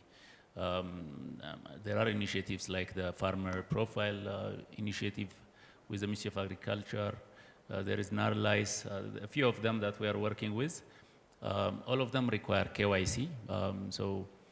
We don't know if the person is a farmer or not. In the National ID database, we only collect the basic foundational elements, their name, their gender, their date of birth, and the most importantly for us, to ensure the uniqueness, we collect 3 types of biometrics: the iris, the fingerprint, and the face, all of which can be used both for ensuring uniqueness, but also at the point of service delivery.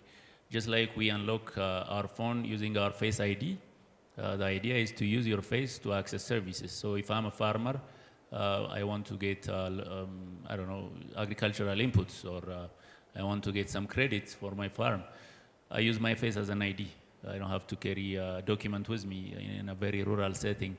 So number one, to ensure my uniqueness, to get my basic information, such as my photo, my name and date of birth and address, and then all of that will be pushed into the specific scheme, whether it be farmer, agricultural farmer profile, or NARLICE, or any of these money initiatives, which I don't have a lot of information about. My colleagues here are working very closely with many of these initiatives. We work with the Ministry of Agriculture and ATI.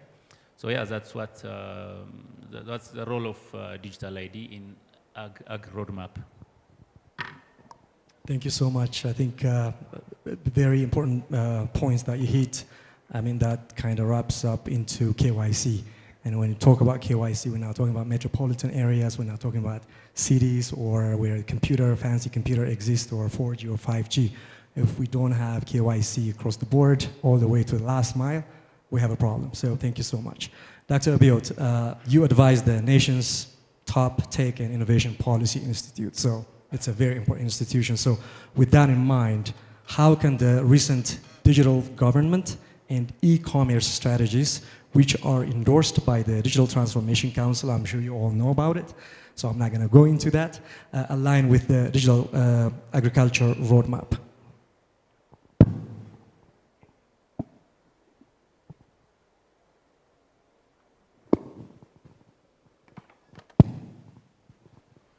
Thank you very much. First of all, I would like to say congratulations to ATI and the Ministry of Agriculture on having this wonderful digital roadmap. I think it shows a very beginning of a brightful coming years in terms of digital agriculture, not only on the digital agriculture, but in digitalizing Ethiopia as a whole. As Suleiman mentioned, recently the Digital Transformation Council has endorsed two important strategies. The first one is the digital government strategy, and the second one is e-commerce strategy. Both of these strategies are very relevant for the digital agriculture roadmap. The digital government strategy is focusing on four important aspects of digital government. The first one is on developing the digital course, like the digital application. And the second one is on building the digital foundation. The third one is on building the digital enablers and also to avail the digital essentials. And these things are very relevant to the digital agriculture, because especially in on the digital course, the assumption is that Ethiopia will have a government stack, and this government stack will be based on with the principle of the digital public infrastructure, so that the other sectors will use this government stack or this DPI in their respective field. Similarly, the digital agricultural roadmap also suggests an agri-stack. And most of the agri-stack elements are also are similar with the gov-stack, because it's on the gov-stack, for example, we have the digital ID, the various types of databases like the addressing system, population register, and many others. These applications are also required in the agri-stack. So the digital government strategies is a good opportunity for the digital agriculture roadmap. So what we are expected is that during the implementation, we need to have a strong collaboration among these two strategies. The other one is the e-commerce strategy. Ethiopia now have an e-commerce strategy which will serve up to 2030. This strategy is similar to the digital government, has been already endorsed by the Digital Transformation Council, and soon it will be approved by the government. So the main idea of the e-commerce strategy is focusing on facilitating internal trade in Ethiopia, and also facilitating international trade, and also making Ethiopia as a hub for transshipment and for the Africa e-commerce market. And one of the focus area, one of the flagship project in this e-commerce strategy is a rural e-commerce. That means the main focus of, in one way or another, the main focus of the e-commerce strategy will be the agricultural society, which is main target of the digital agricultural roadmap. So similarly, if we can integrate the two strategies during the implementation phase, I think we'll have a more robust or a more conducive environment to speed up the implementation of both strategies. Thank you. Thank you, Dr. Abiot. I think the key takeaway here is that I think creating and enabling policies that can complement one another is extremely important because we take care of the ag sector. If we don't take care of other policies across the value chain, like last mile delivery, e-commerce, or even digital governance, we won't have the maximal yield in this process of nationwide transformation. Abraham, so you lead one of Ethiopia's agri-tech startups in Ethiopia, which means that you are a very key private sector player. So with that in mind, in your experience, what innovation business models can the private sector adopt to maximize this opportunity that's laid out by the DAR? And also, how can private sector-led digital solutions be scaled up sustainably across diverse agricultural settings in this nation? Thank you, Solomon. Good afternoon, everyone. As a person who belongs to a private sector and then leading an ag-tech company and then demonstrating the growth of digital agriculture in the last 3 years, this is a very encouraging step to have a digital agriculture roadmap. 3 years ago, the Digital Extension Advisory Roadmap, mainly focusing on advisory service, was developed with the leadership of ATI and with a lot of support from the ecosystem. And when we look at the change from there and now, having such a comprehensive roadmap that allow private sectors also to play in the solution pipeline is very encouraging. As a private sector, leveraging our experience, Ethiopian agriculture is dominated by smallholder farmer and then also characterized by multiple layers of problems. I think one key area where private sector can come and contribute is the development of digital platform that can provide multiple layer of solutions.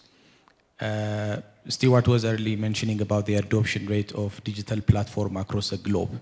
And unfortunately, sub-Saharan Africa is characterized by less than 5%. So no agriculture services stand alone when it comes to a digital agriculture service. So, combining multiple services such as advisory with input or input with finance can be a very good instrumental entry for a private sector to contribute for the digital agriculture roadmap. The other area is creating interoperability, because it's not only adoption. The majority of our farmers also lack access to financial service. So bundling these agriculture services to financial service could be one area where a private sector can develop a model and contribute to the reach of the farmer. Digital agriculture roadmap, I see it as one big leap to reach millions of smallholder farmers across Ethiopia. It is a scale mechanism. But for that, many of the financial service and agricultural services lack data. So one area could be an inclusive, building an inclusive data-driven model. Because we have seen profile of a farmer or a digital stack mentioned several times. If you speak to any financial service here, they don't really have a detailed data of a smallholder farmer. So a model that helped this financial institution as well as market. But when we talk about digital agriculture roadmap, I don't think we are referring that we are on a green field. There are a number of initiatives currently in Ethiopia that can contribute to the digital agriculture roadmap. I can mention some of the use cases of LERSHA, where recently we started with the International Finance Corporation to convince financial institutions to use data-driven model to provide small ticket loans bundled with insurance. BCG was early mentioning about the JICA, Safaricom, Hebrat Bank and LERSHA initiative doing the same. With AGRA also, we are trying to promote an inclusive market and finance to soybean and wheat farmer, where these are government priority commodities, and at the same time, bringing anchor firms to use digital platforms so that anchor firms will put themselves in a contract agreement where farmers supply directly to the anchor firms, where farmers also secure the value at hand. And this is possible by leveraging digital platforms. And as Yodahe was mentioning earlier, there are efforts here and there, but I hope that DAR will bring this all competitive advantage in one area. On the scale-up approach, I think one is a public-private partnership. Even if Ethiopia was public-dominated when it comes to the agriculture sector, there is a shift. There is a shift to invite private sectors to come in and contribute. But on arrival, a strong public partnership is mandatory, because the private sectors are at early stage and the public sector has a very good, strong ground. And I hope everyone here will contribute for the successful implementation of the DAR. And I think 2030 is not far from here. And most of us will have a chance to meet again by then. Thank you, Abraham. I think key takeaways here. I always believed that the private sector should be the driving engine when it comes to innovation. I think if we are to believe in benchmarking and international experiences, I think the private sector should be on the driver's seat, period. I think government and regulatory bodies and policymakers should be creating that enabling environment, and perhaps even a regulatory sandbox where there is a safe space to experiment new innovations. I don't know if the DAR has a sandbox or not, but I think that's what we should do, and that's where the private sector comes in to really come up with that innovative solution, and Abraham's startup is one example.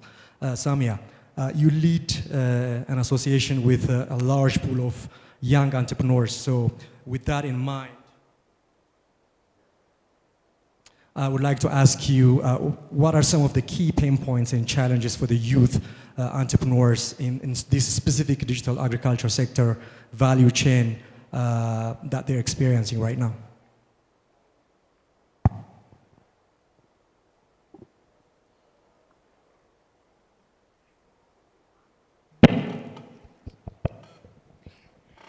Good afternoon, everyone. I would like to say congratulations for ATI and Ministry of Agriculture, because I know the stress and the excitement toward this launching a roadmap and strategy, because just before 2 months we launched our 3-year strategy, EYA 2027, and I'm very near to your heart to understand all of the excitement and the stress. First of all, when it's come, before I mention about the youth entrepreneur, I would like to ask each one of you here about where is the youth. So mostly in Ethiopia and most of the African context, the owner of the land is not the youth. Maybe their family, their parent, or their relatives.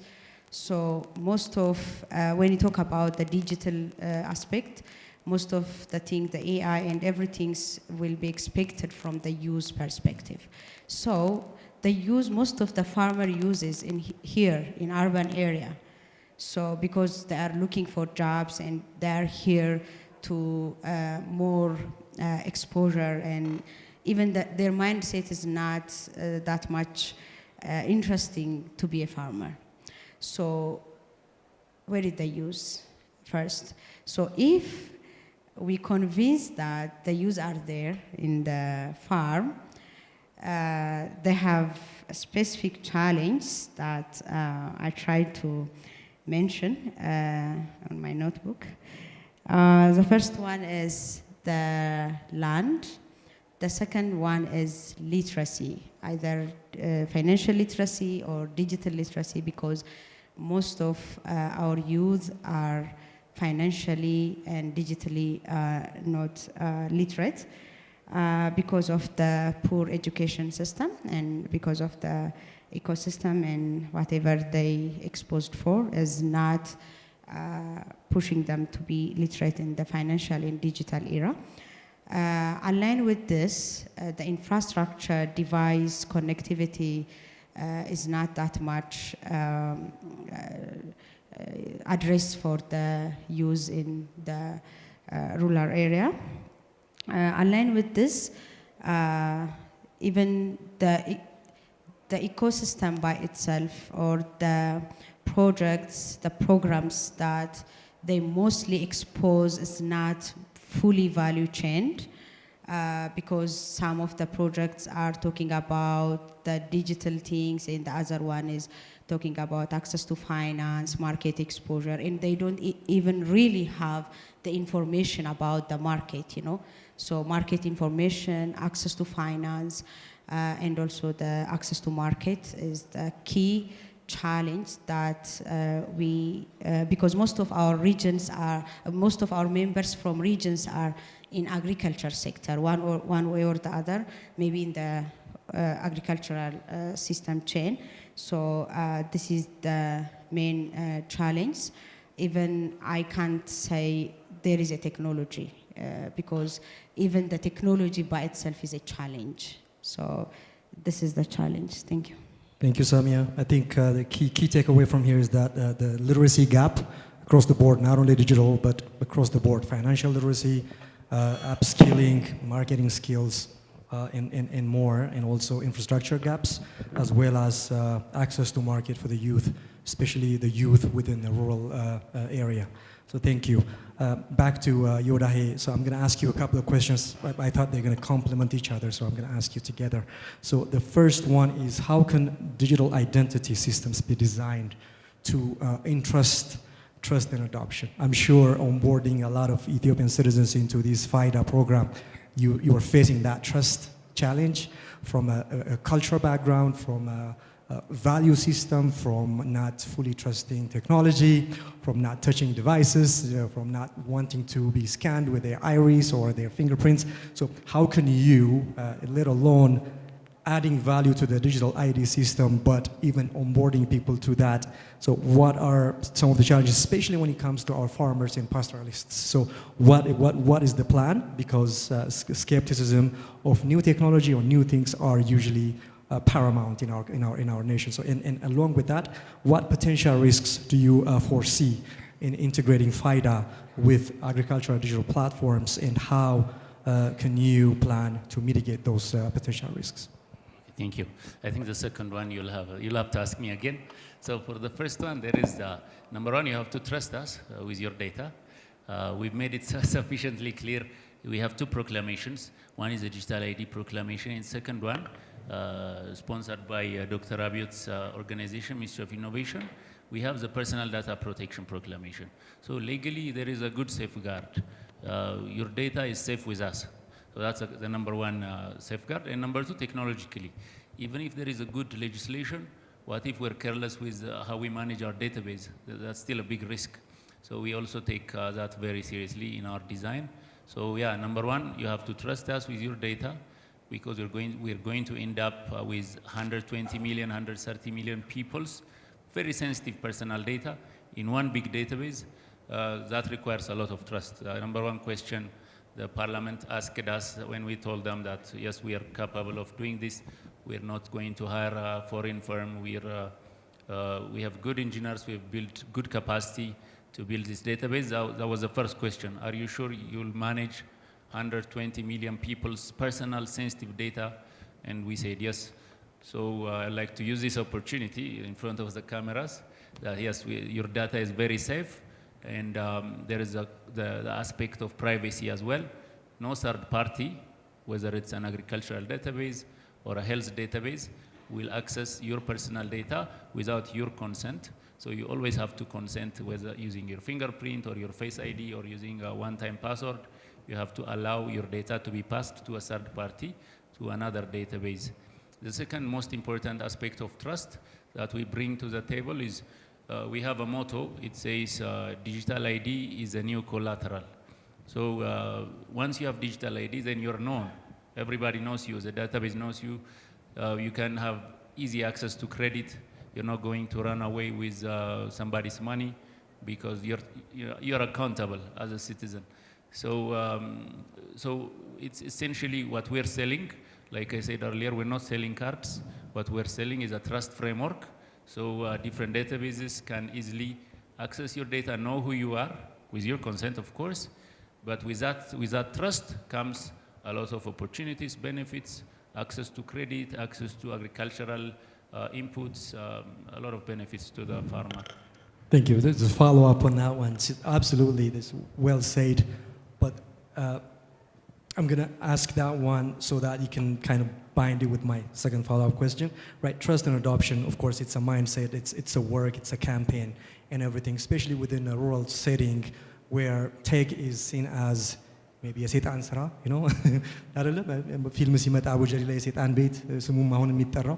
So with that in mind, what are some of the campaign strategies, especially within the rural area? Because if you're not onboarding them first to FIDA, they can't leverage the value chain that you're not selling IDs or cards, but the value in it. So if there's anything, because there are agriculture policy makers and a lot of people working directly with farmers dealing with this or will be dealing with this when it comes to FIDA's implementation. So if you can elaborate a little bit on that one. And then my second question, follow-up, would be what are the potential risks that you foresee in integrating FIDA with rural-based or last-mile-based digital platforms and solutions, and what are the mitigation strategies that you are suggesting? I remember one interesting case. I was at the Shaggar FM recently. One of the journalists, they told me, he was sitting in a panel some 25 years ago, when maybe 30 years ago, first time mobile phones came into Ethiopia. And one of the academicians there on that panel, he said, a few years later, this telephone, this new technology, it can be used by farmers to access what you're doing today, to access agricultural information, agricultural resources, inputs, etc. And the whole, he told me the entire room laughed at him, because at the time, a telephone was a very fancy equipment. Only the richest of the rich had it.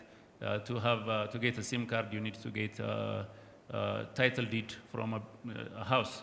Like you need to have property to have a SIM card. That was, I don't know, maybe 30 years ago. So yeah, when new technology comes, there's always a certain level of doubt. But in Ethiopia's case, once people see it working, then there's no question.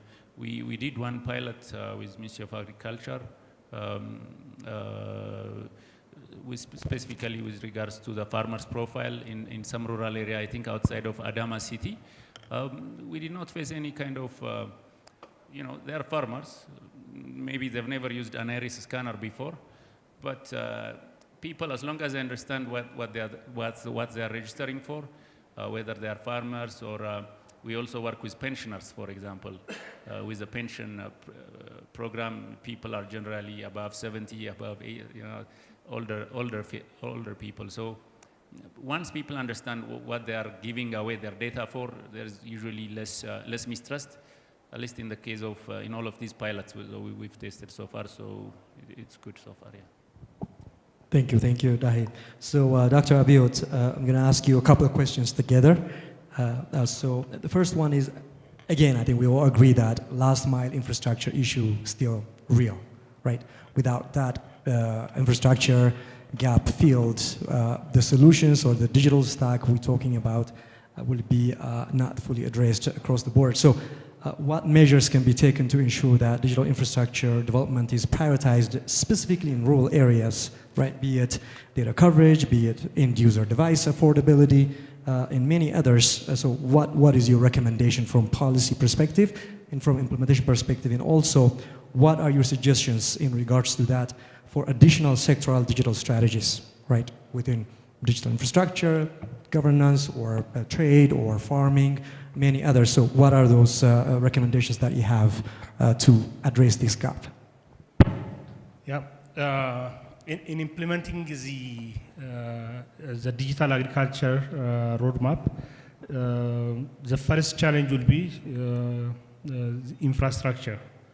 But the good thing is we have now the basic infrastructure. The telecom coverage is almost 99%. In all areas where the population are living.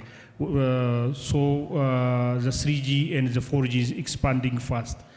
So that means you have the basic telecom coverage to start what we want to do. The problem is on affordability. Affordability in terms of connectivity, as well as affordability of devices.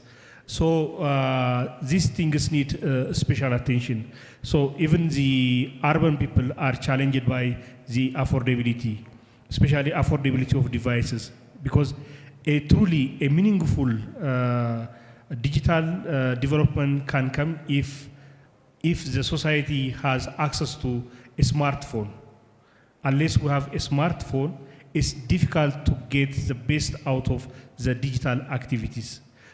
So we need to ask a question, why digital devices are not affordable in Ethiopia, while they are affordable in many parts of the world. So we need to ask that question. And so when you go to the agricultural area, we need to consider the affordability issue differently. The other challenge that this strategy we're going to face will be the skill gap. So there is a problem of skill in Ministry of Agriculture, in agricultural bureaus, with the DAs and this. There is a skill problem with the society we are serving, and also there is a skill problem with the suppliers and other players in the agricultural sector. So we need to have clear strategies to address these skill gaps. So I try to see the roadmap, and one of the suggestions by the roadmap is to have these rural kiosks. That's very nice. Just it will give us some skills and also serve as a center. The kiosks can solve both the skill problem as well as the affordability problems. But the problem is beyond that. Maybe we can solve the skill problems if only that society has the basic literacy. But the problem is the literacy rate in Ethiopia is also very low. I think it's like 59 or around 58%.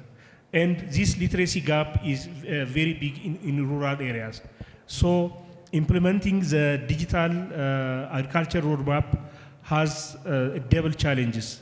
The challenge being it is mainly implemented in rural areas, and the challenge that everyone has. So recently, as a government, we are also working on the affordability, on the broadband strategy, as well as on the digital literacy strategy. So hopefully these strategies will come up with solutions that will give at least some leeways for giving appropriate training for the rural communities. And also maybe the other one is, now we have this, as I mentioned earlier, we have this e-commerce strategy, and that e-commerce strategy also focusing on rural areas. So we need to have a bridge between this roadmap as well as with the e-commerce strategy, so that at the end of the day, it is the market that gives access to economic activities. So the e-commerce strategy is bringing the digital market near to the rural areas. So the digital agriculture helps the farmers to produce more and to be informed about the market information. So if we have a mechanism to bridge these two strategies, I think we will have a better chance to achieve our objectives. Thank you, Dr. Abed. Just to clarify with you, when you say 90% plus coverage, we're talking about voice and text, right? I don't want us to be misled by data coverage, because I don't want us to be comfortable, because there's a lot of work to be done. So can you clarify on that? Yeah, it is 99% is voice coverage, but the infrastructure is ready for accommodating the data services. Thank you.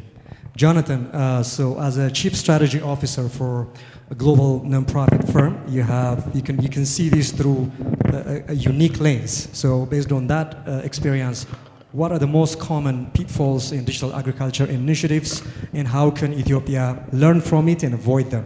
In addition to that, how can Ethiopia balance the adoption of cutting-edge technologies with the realities of low digital literacy, low digital infrastructure availability challenges in last-mile areas? Thank you. Thank you, Solomon.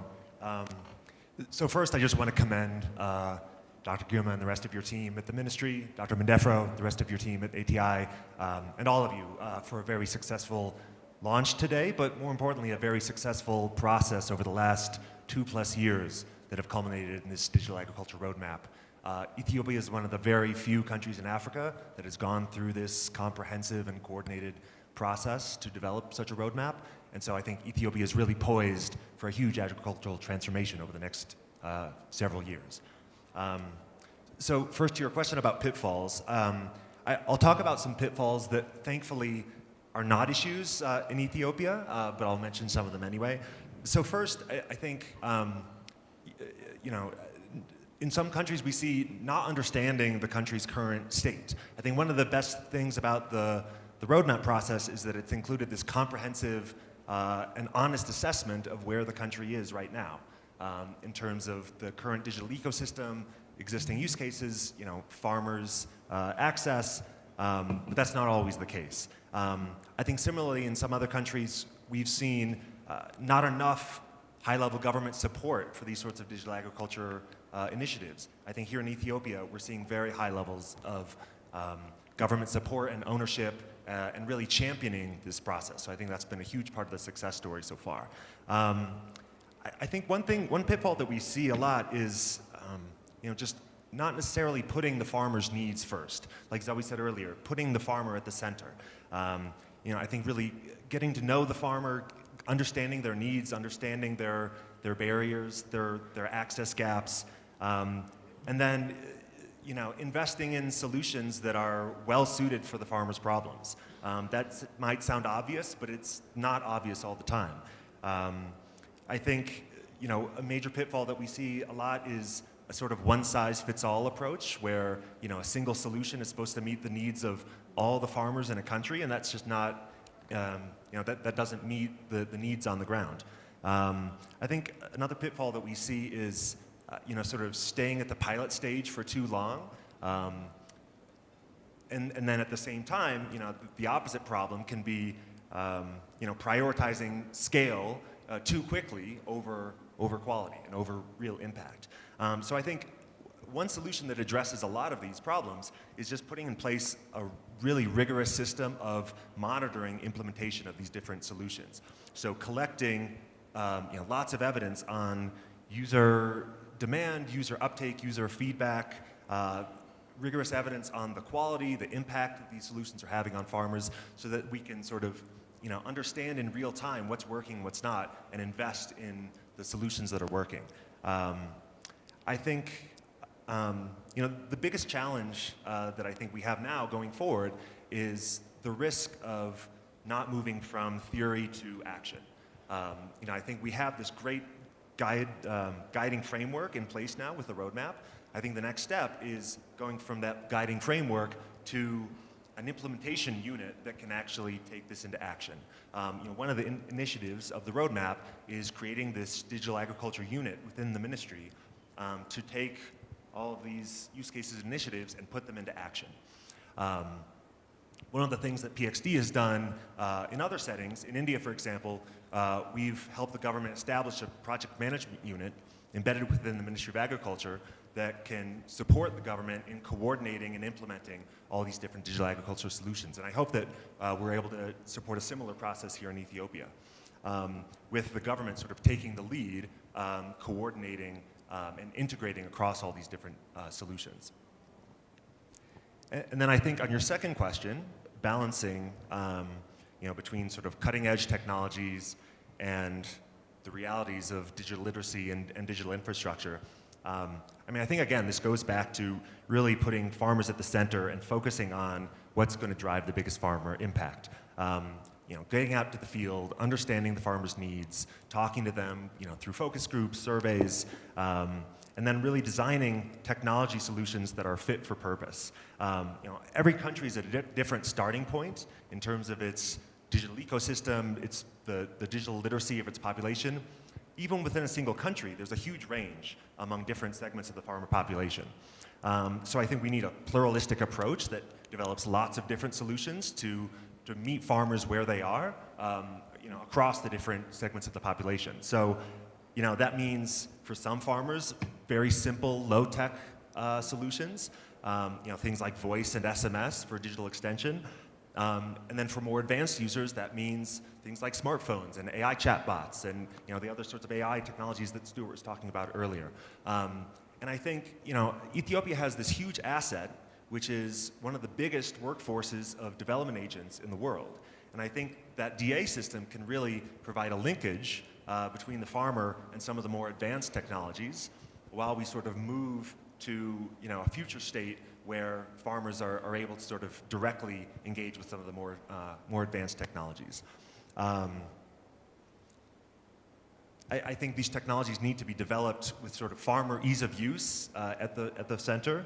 I think one of the great things about Ethiopia's roadmap is that it takes this balanced approach between investing in these foundational ecosystem and enabling environment investments, things like the data stack, farmer and DA literacy, the unique ID system, the digital agriculture unit, DPI, but at the same time making these investments in the specific use cases that build on those foundational components, but can reach farmers directly right now.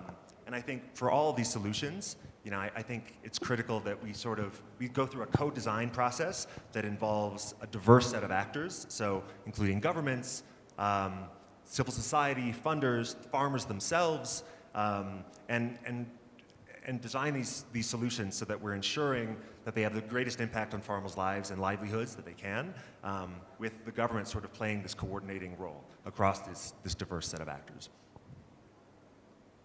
Thank you. Thank you, Jonathan. I think key takeaway here is putting farmers at front and center. I think in tech, there's some framework called, I'm sure you guys know, have you heard about human-centered design? That means every solution has to be designed with the humans in mind, not the innovation itself. So I think with that, maybe we can introduce something like farmer-centered digital solution or something like that. But you guys should check out what Stanford is doing. There is this initiative called Extreme Affordability Innovation. Innovation doesn't have to be expensive. So what they do is last mile related focused solutions with extremely low cost entry for innovation and also implementation and use. So I encourage you to search for Stanford University Extreme Affordability Innovation, because that has a lot to do with the rural community, low economy kind of part of the society to take advantage of innovations. And one classic example, I know it's not quite a apple to apple, but you guys heard about what DeepSeek is doing, right? We're talking about the training a model for 600 million USD versus training the model for $6 million. That's 1 of 1,000 cheaper, but yielding the most powerful outputs, maybe in some cases more powerful than GPT. So innovation doesn't have to be expensive. So thank you, Jonathan, for that. So Abraham, what role do you see for local entrepreneurs in developing context-specific digital solutions for Ethiopian farmers? And also along with that, can you share some examples in your journey as a startup entrepreneur, successful, specifically now we're talking about public and private partnership, that have advanced digital agriculture in Ethiopia? Any? Thank you, Solomon. There are a lot of successful stories on this journey. I think one I mentioned is, but before that, when we talk about, the solution aspect earlier, we were talking about the requirement for the successful journey. One is, so many of us mentioned about literacy. I think Ethiopia requires a national literacy when it comes to digital agriculture, because Ministry of Agriculture manage one of the populous extension network in the world. If we can leverage that network, one, to digitize the extension network itself, but also two, to expand either by utilizing the digital kiosk or the existing infrastructure such as a farmer training center to provide extensive national digital literacy program, which Dr. Abiot was mentioning. Having a digital literacy strategy is very fundamental. The second one is customization. Not every digital platform behave in the same way when we move from one geography to another geography. A platform might be successful in India or in Kenya, but when it comes to Ethiopia, our farmers' chemistry is very different. But also, even from value chain to value chain. Vegetable value chains, farmers cultivate twice or 3 times a year, but most of the other cereal crops, it's only once per season. So as implementing a digital platform, such a value chain difference or such a geography difference also require a customization. I think one successful case with ATI, we were trying to implement a digital profile where, Solomon, you were mentioning about a human-centered approach. Given the literacy, connectivity, and then phone ownership of our farmers in a rural area, using an extension agent network on the ground is very important. So Lersha as a platform leverage young university graduates in a rural area, trained and onboarded to utilize a mobile application developed by Lersha. But such infrastructure also can be utilized to create a digital profile.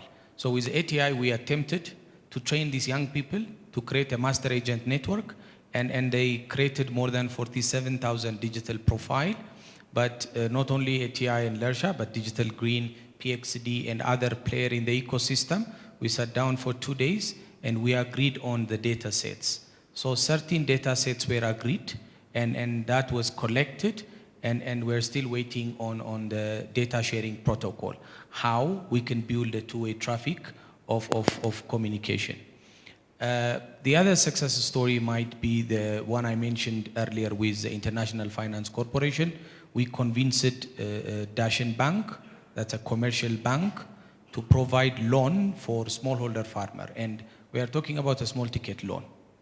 Imagine a big commercial bank who used to serve a corporate clients, now willing to provide a $250 and $300 ticket size to smallholder farmer. With that successful journey, one big challenge was the ID, because National Bank require a unique identification of a farmer. So far, we are using a TIN number, a tax identification number. So thanks to National Bank and ID, now it become a mandatory for people even to open account. The national ID is very important. But the question is now, how can we reach out to this rural smallholder farmer to quickly get that national ID? Because I can give you a specific example. A small kabale in Munesa, which is 35 kilometers from RC. Last week we were there. For account opening, they were requested to have a national ID. And we were trying to bring these farmers to Asalla town and then to get the national ID.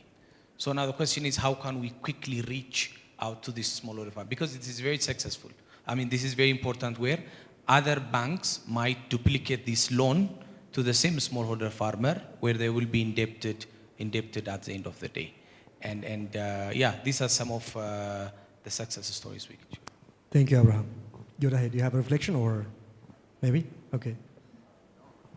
My short answer is very soon, whether it's RC or Gondar or Bakoji, we'll be everywhere, God willing. So rural, urban, yeah, will be there. Thank you, Yodahe. So Samia, I'm going to ask you two questions together because they kind of complement each other. So first one is, what role can youth-led organizations like yours play in addressing the challenges that we are talking about within Ethiopia's agricultural value chain through digital solutions? And in doing so, how can we create a sustainable economy that engages youth and also benefits youth in digital agriculture? Thank you, Solomon.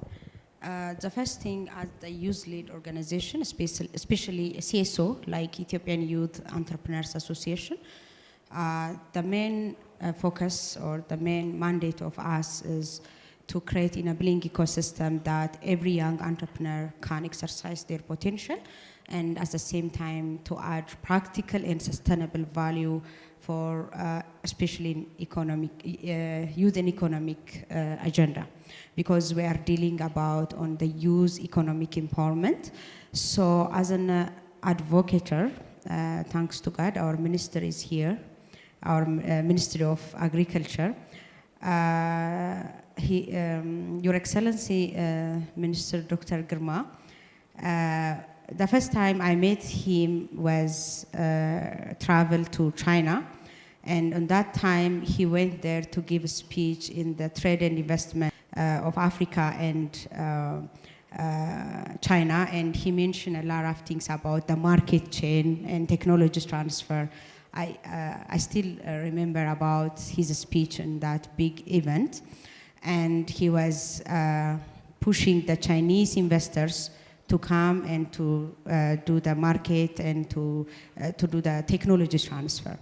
So following up that engagement with His Excellency, I met him in the Prime Minister office, the Green Legacy launch, and he did an amazing presentation.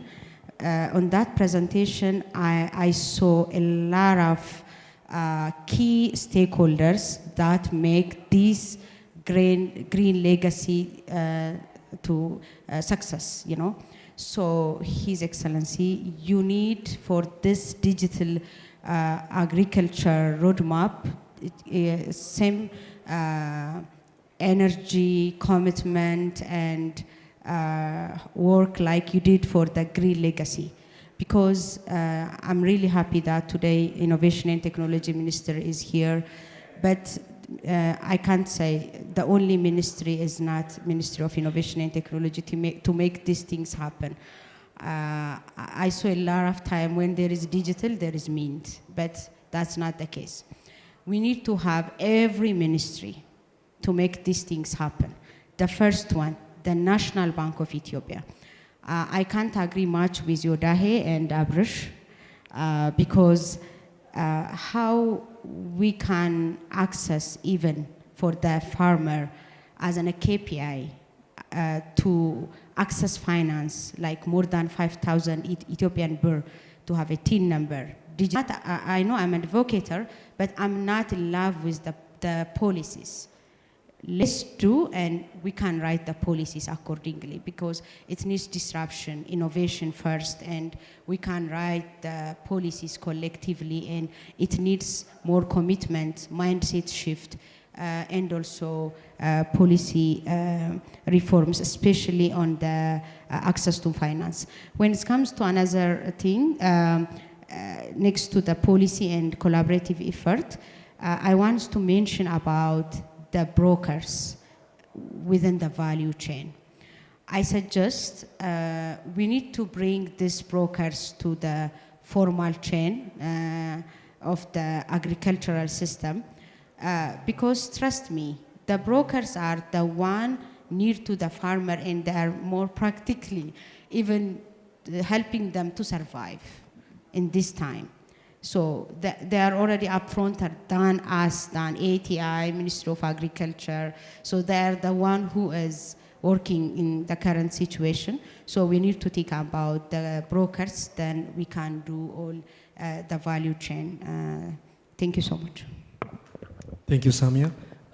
Last question goes to Jonathan. I know you kind of alluded to some of the questions I'm going to ask you, but I want you to provide if there's any additional best practices, benchmarks, lessons learned.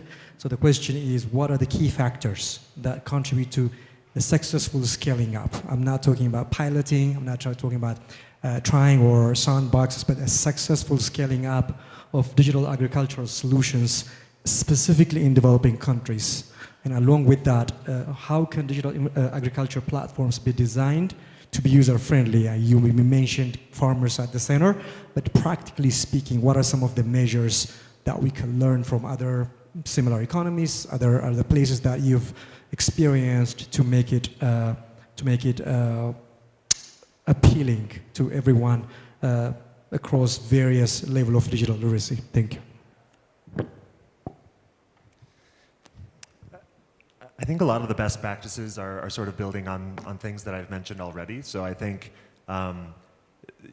ensuring strong government sponsorship and championing of these initiatives, from a sort of all government approach, from federal level down to regional and Warreda level. I think that's critical. I think, the co-design process is another critical factor, making sure all voices are heard in the design of these solutions. I think, the implementation unit, building the capacity over time to implement more and more of these solutions as the sort of technological complexity increases. Sort of building the government's capacity over time. I think the program monitoring, and sort of evidence-based decision making is critical. So, building systems to gather the data, gather the evidence that we need, so that we can make smart evidence-based decisions as we go from idea to pilot to scale, so that the same ideas that work at the pilot level, we can be confident that they're still working at the scale level. I think,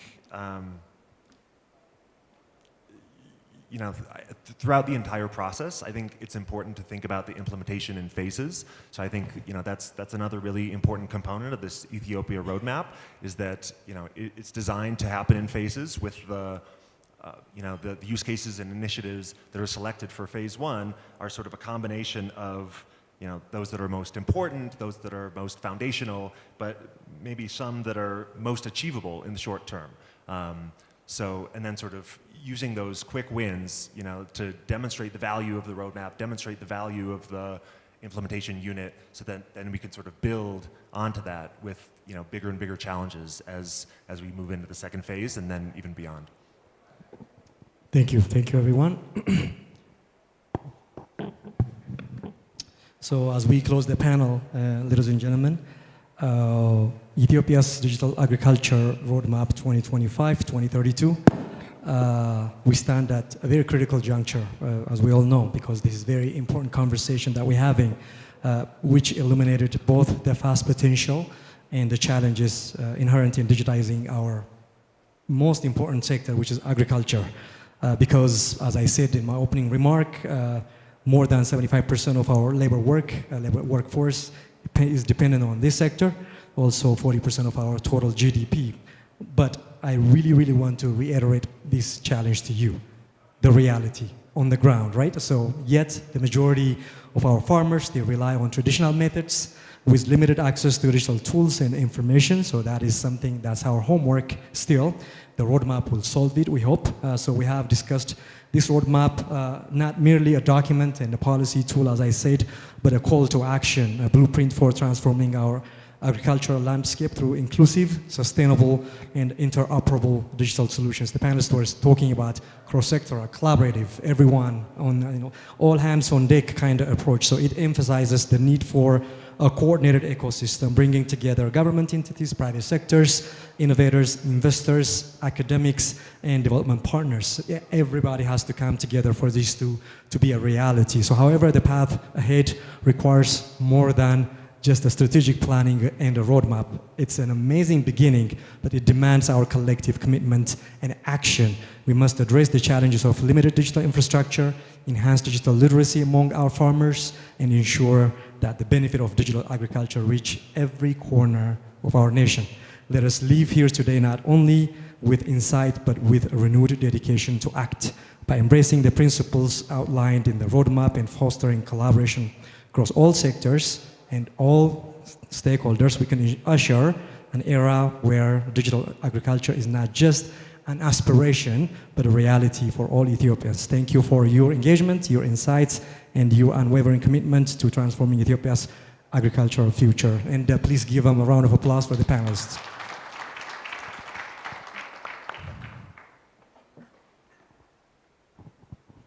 Thank you so much. What an insightful panel discussion.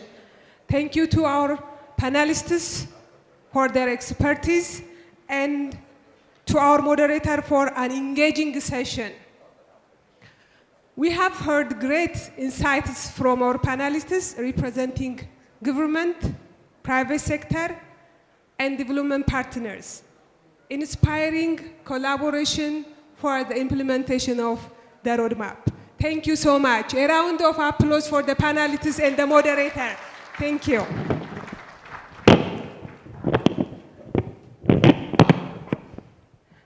Excellencies, ladies and gentlemen, thank you for staying active. Would you like to do some work? Let's stand up so that we can feel active. Let's stand up.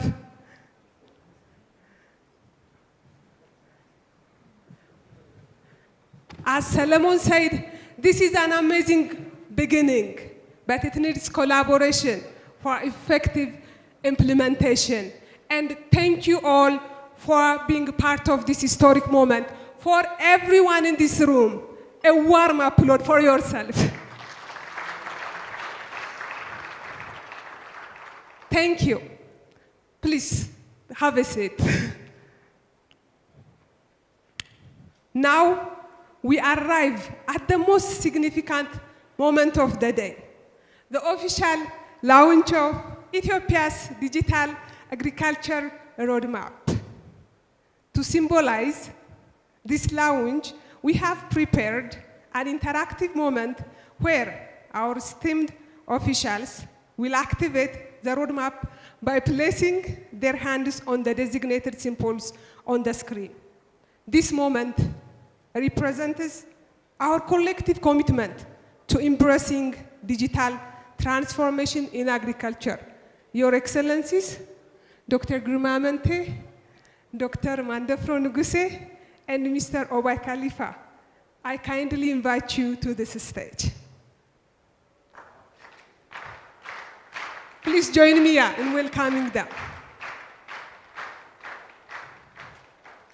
We have 3 hands on the screen, as you can see. Please step forward. I will count to 3, and at 3, you will place your hands on the hand symbol. 1, whichever you like. 1, okay. I will count from 1 to 3. 1, 2, 3. Ladies and gentlemen, with this symbolic gesture, we officially unveil Ethiopia's digital agriculture roadmap. Congratulations, Ethiopia. Congratulations to all. Thank you, Your Excellencies. Thank you for being part of this historic moment.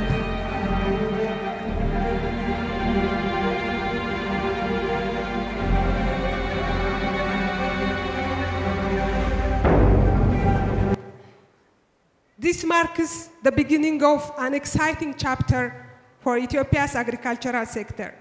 Together, through innovation, collaboration, and commitment, we will ensure that digital solutions empower our farmers, strengthen food security, and drive economic growth. Thank you all for being part of this historic occasion.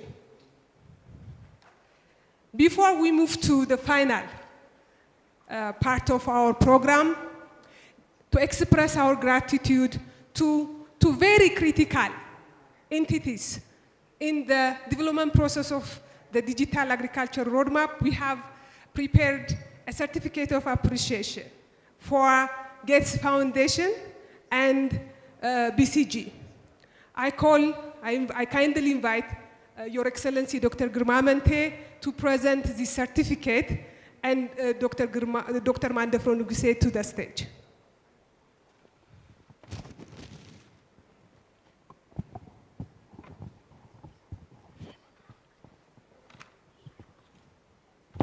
To Gates Foundation, I call Mr. Stewart. We thank you for your contribution for the successful development and launch of Ethiopia's digital agriculture roadmap. Thank you so much.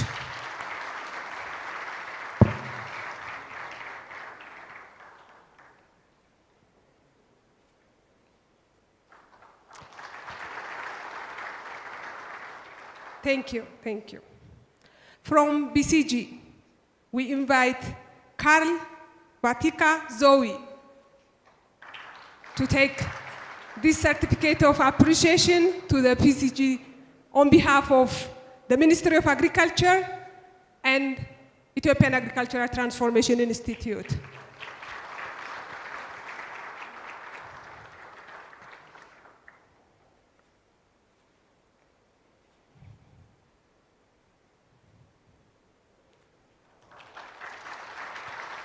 Thank you, Your Excellencies. As we come to the end of this remarkable event, I would like to take a moment to express sincere gratitude to all our distinguished guests, speakers, development partners, and stakeholders for your valuable contributions. To officially close today's proceedings, I now invite Dr. Mandefro Nuguse to deliver the closing. Okay, so to grace us with the closing remark, I kindly invite Mr. Stewart to the stage.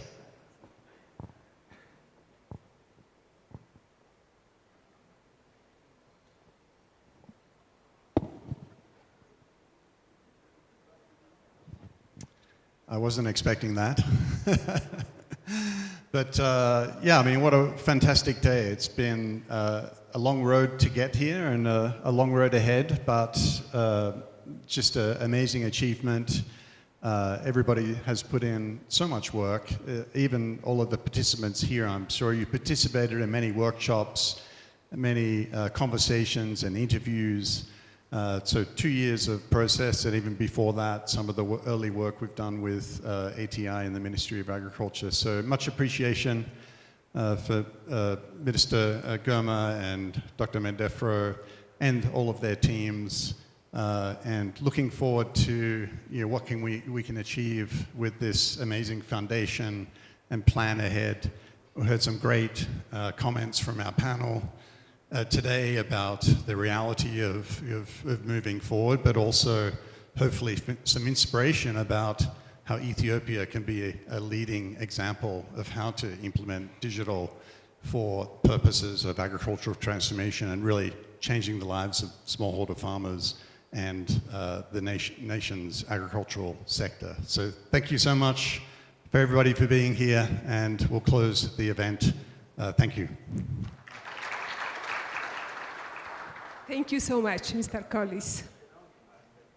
With this, we officially close, and this is the launch of the roadmap. Thank you all. Thank you, Your Excellency Dr. Girmamente, for staying for the whole program. This shows your commitment. Thank you, everyone. We have refreshment ready outside. Please use this time to network and also visit our roll-ups to learn more about ATI's digital agriculture programs. Safe drive and looking forward to the implementation of the roadmap. Have a nice evening. Bye.